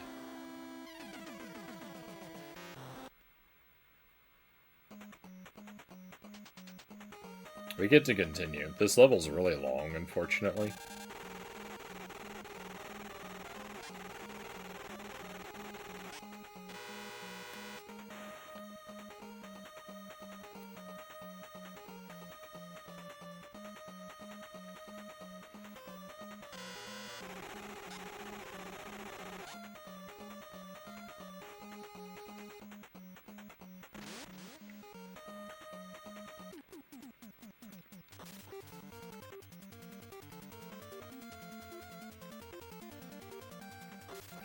No password.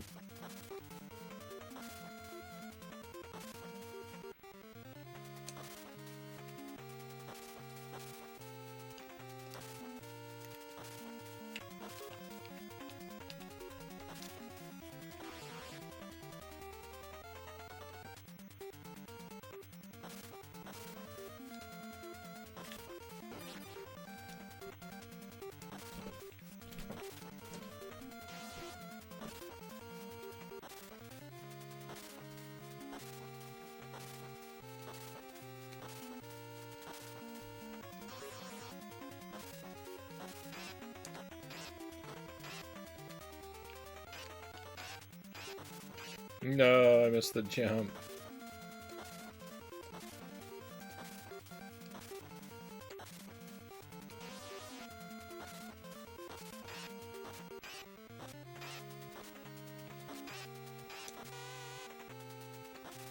Well, I missed it again. Have I exhausted every possible way to miss this jump, and now we're gonna make it?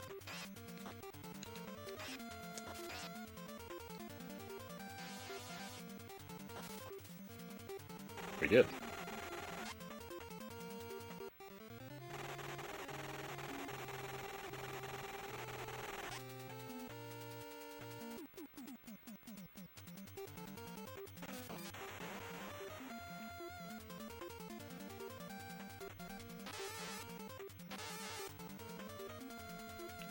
Now Frownie must impose additional rules on himself. The game is going too well.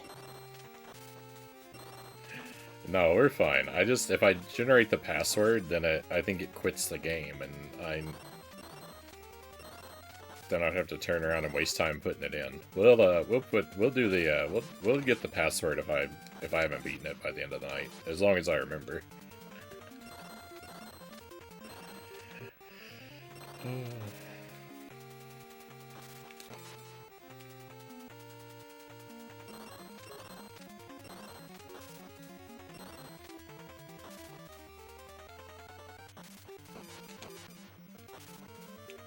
Oh no. Exactly, if you remember.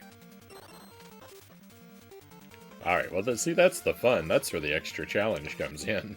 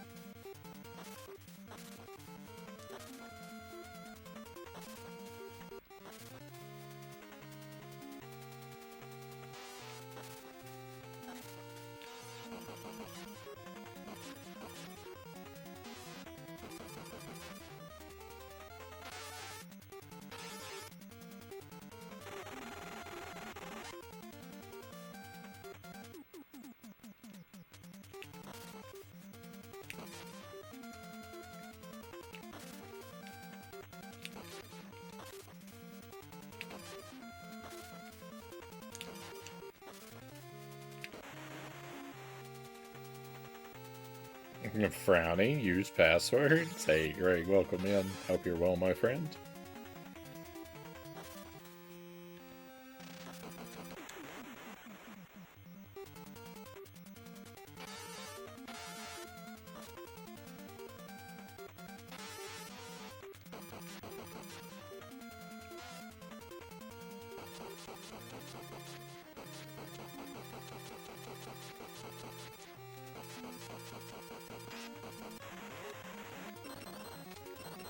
I need to look around for somewhere I can get extra health.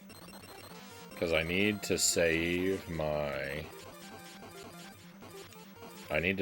magic for attacking the final boss, which means I'm gonna need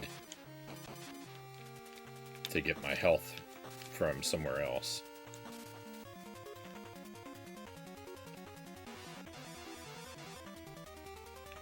How are you? I'm doing pretty well, thank you.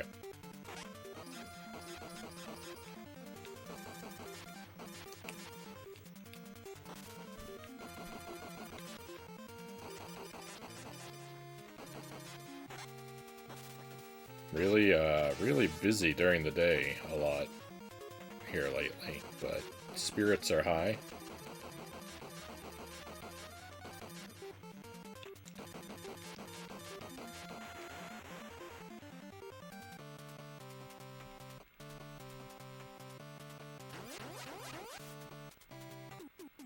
Yeah, I'll spin that because I can pick that up. Hopefully I can get enough back to afford that.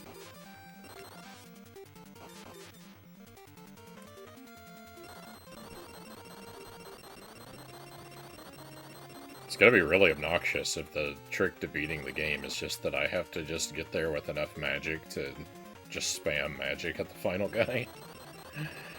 But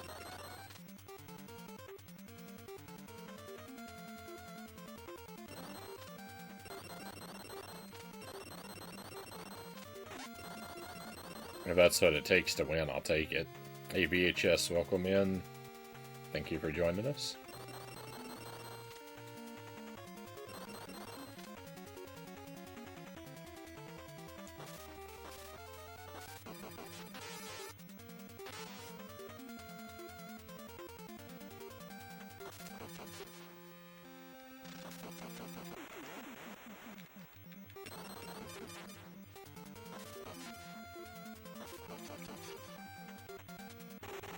I actually have another strategy in mind, but I think that let me use sorcerer if I spam magic attacks to get my way.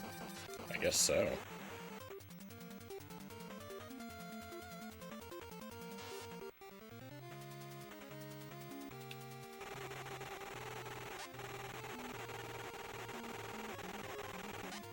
I have an idea for another strategy, but it is going to be really annoying to pull off if I'm right about it.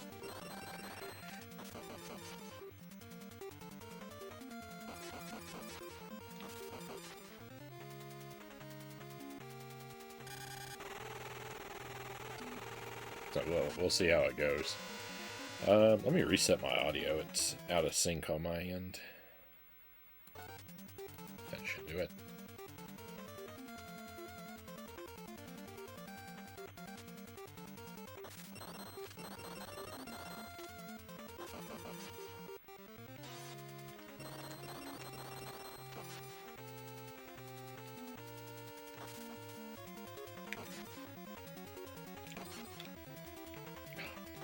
I can't afford a lot of damage.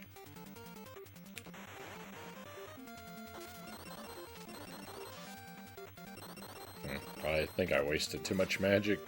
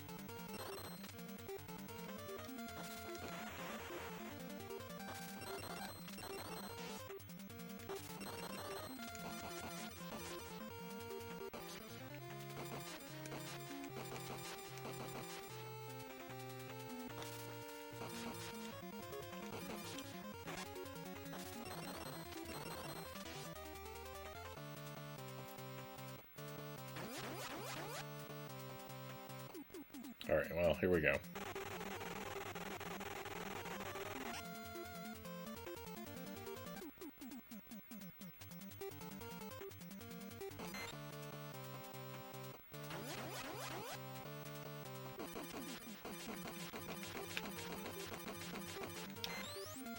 No. Yeah, I think this is the strategy. It's just really annoying to have to go in here and turn my power off and on over and over again. Also, was that my weapon or his that just dropped? It was mine! No! Oh, that's annoying.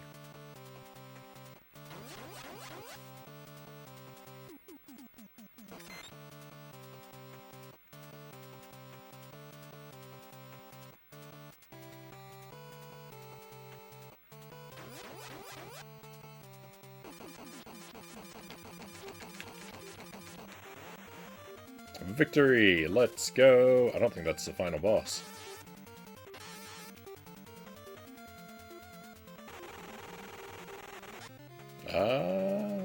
Be careful. Yggdrasil's behind it. That's unfortunate. I was really hoping he was the last guy.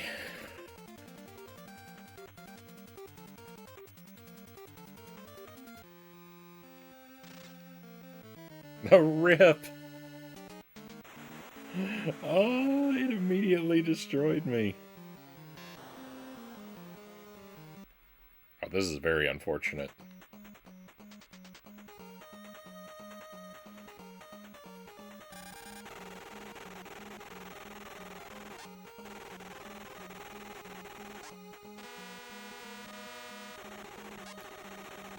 I do not like the turn things have taken.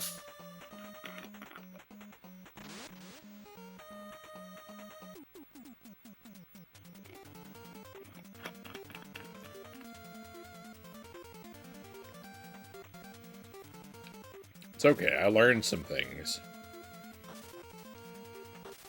I hit a new PB, I gained some knowledge. I should be celebrating.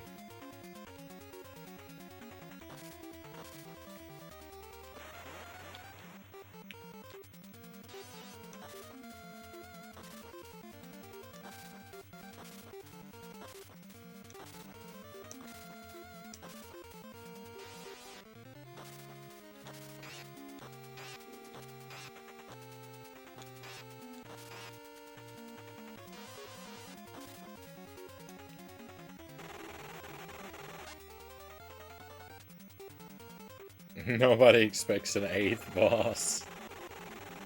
Yeah, I really thought that guy was the end, but now I think we're at the last boss.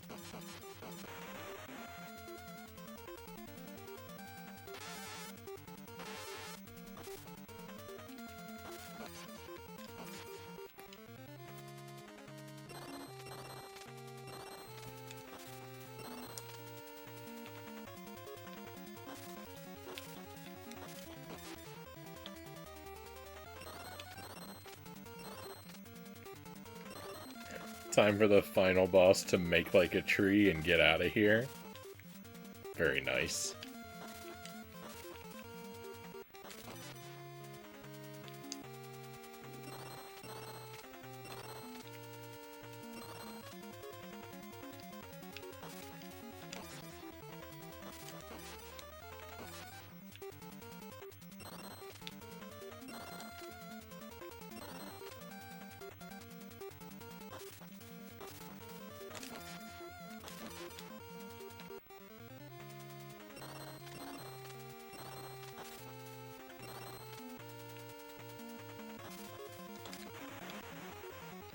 Let's go.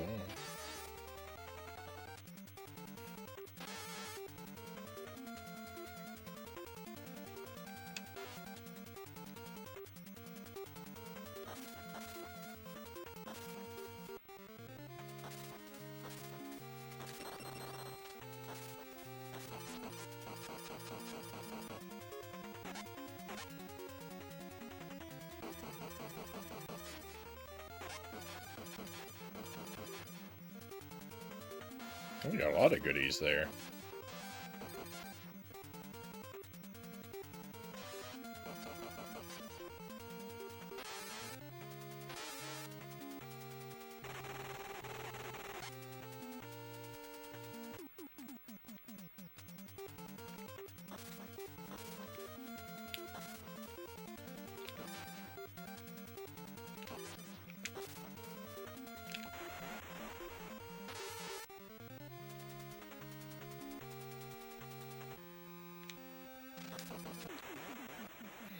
His slide, he looks very laid back in his slide. He doesn't look like he's sliding so much as he looks like he's lounging to me.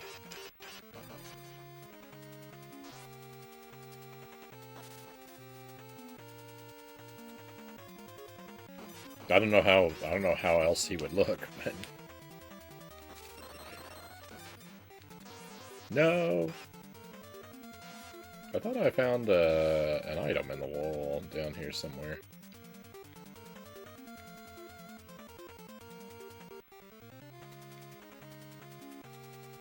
Where's this lead? Who are you?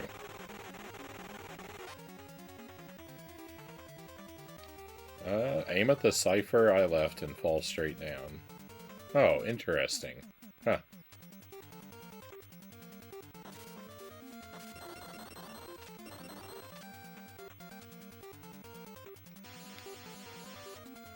I was wondering about that. I was wondering about, like, why they use this weapon as an indicator for where you're supposed to jump down. Like, I figured out that that was the case. Oh. Now I see. It was left there by a helpful character. I just thought it was weird that it was that instead of, like, an arrow or something. But they made it make sense.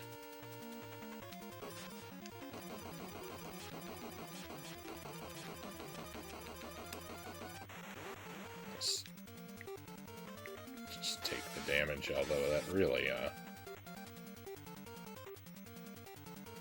hurt me quite a bit. Probably gonna have to use a health refill.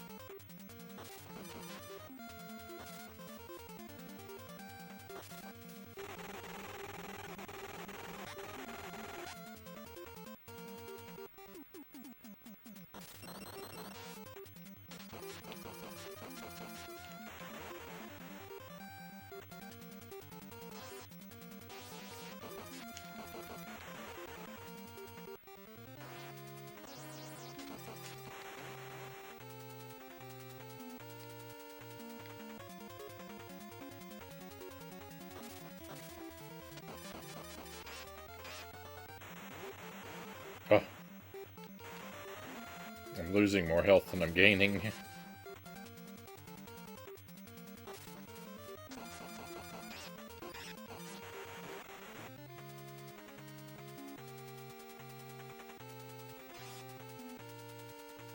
That's unfortunate.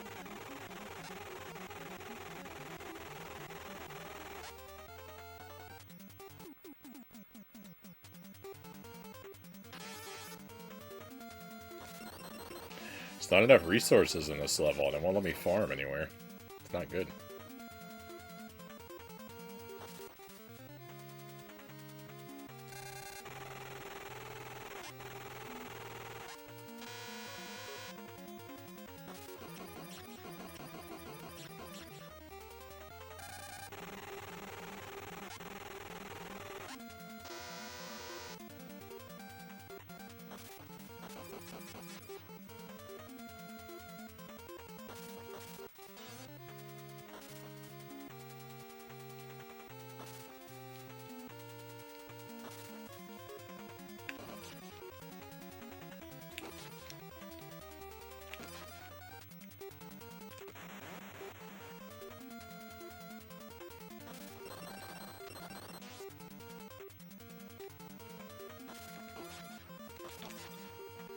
I'm quite badly hurt. I'm gonna have to spend some magic.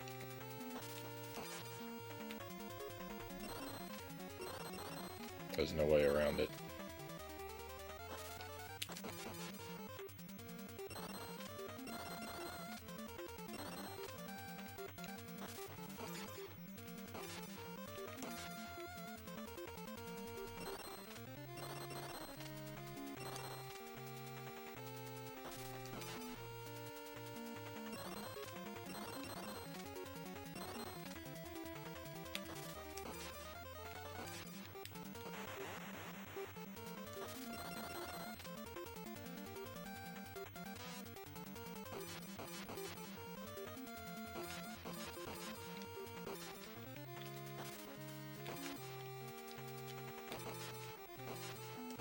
Such a small hit window, yeah, I know.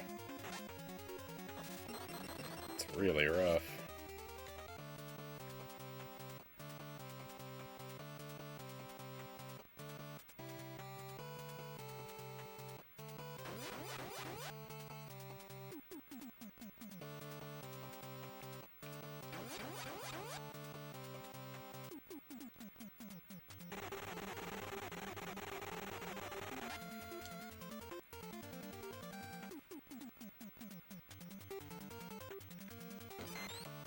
It's really annoying that you have to use magic to fight this guy.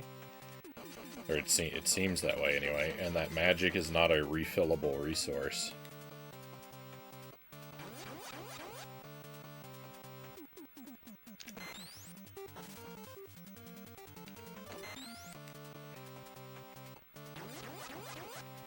Not meaningfully so, since you can't really farm it anywhere.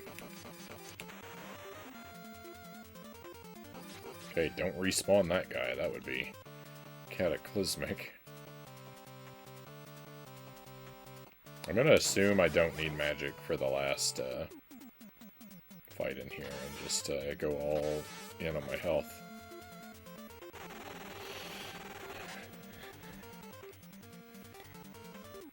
Try not to get immediately... Try not to get immediately killed as soon as I walk in the room.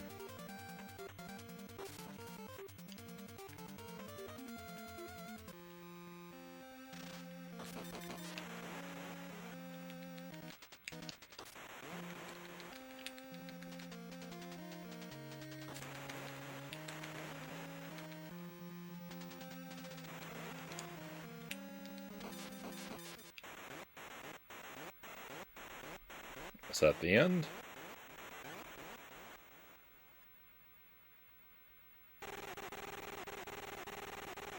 Thanks to Hear You, Zane, the devil's weapon, has been destroyed.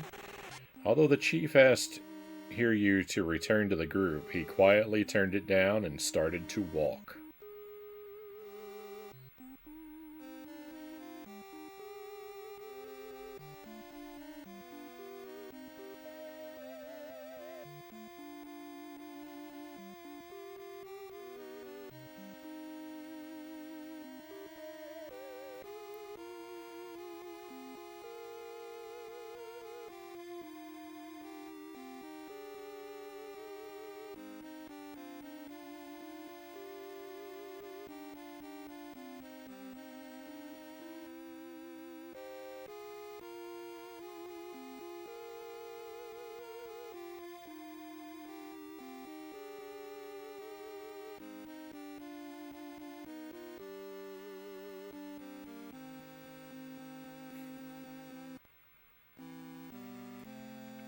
It was a very dramatic cutscene of nothing happening.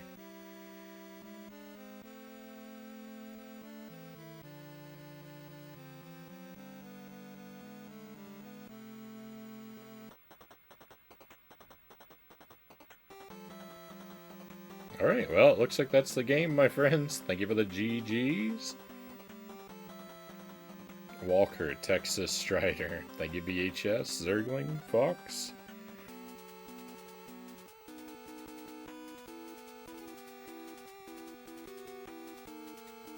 You know, Ryu shows up from Ninja Gaiden and like do a Spider-Man pointing meme.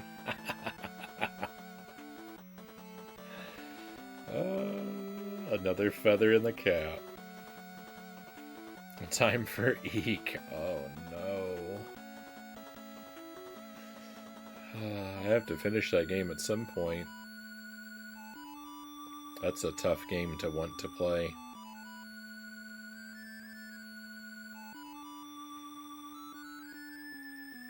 It feels like a terribly unsatisfactory ending. Pretty flat. I like the graphics, but really nothing happened.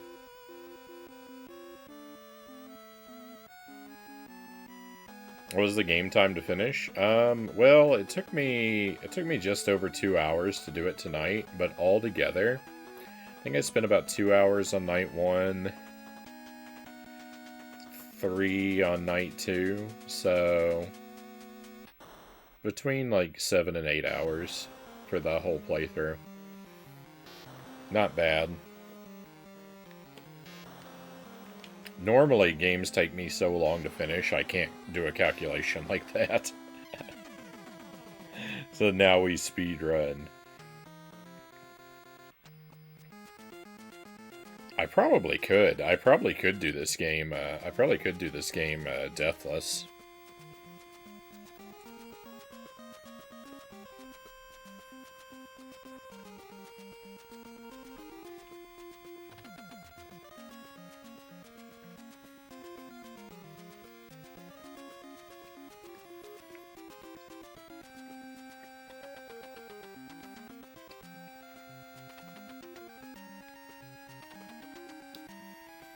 The world wasn't taken over by Yggdrasil, and Strider had nice grass to walk on. Seems like a good ending to me. There's the glass half full.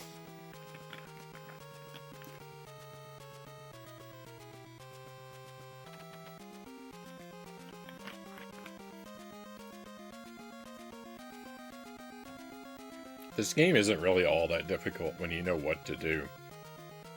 A lot of its difficulty just comes from confusion. But like most of the bosses and enemies, you can kind of just tank the damage and wail on them. Not all of them, but a lot of them. And even the ones that you have to be a little bit more careful of, not that awful. It's mostly just confusion is the game's real superpower. Frownie's mostly sad about defeating the boss because it was so purple. It's a shame. It's a shame that me and that tornado guy couldn't be friends.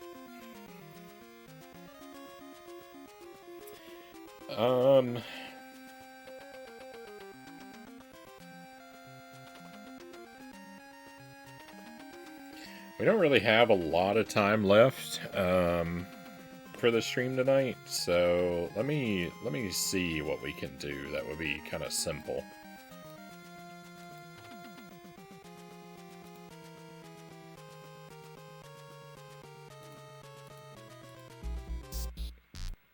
Oops. Turn the starting music on.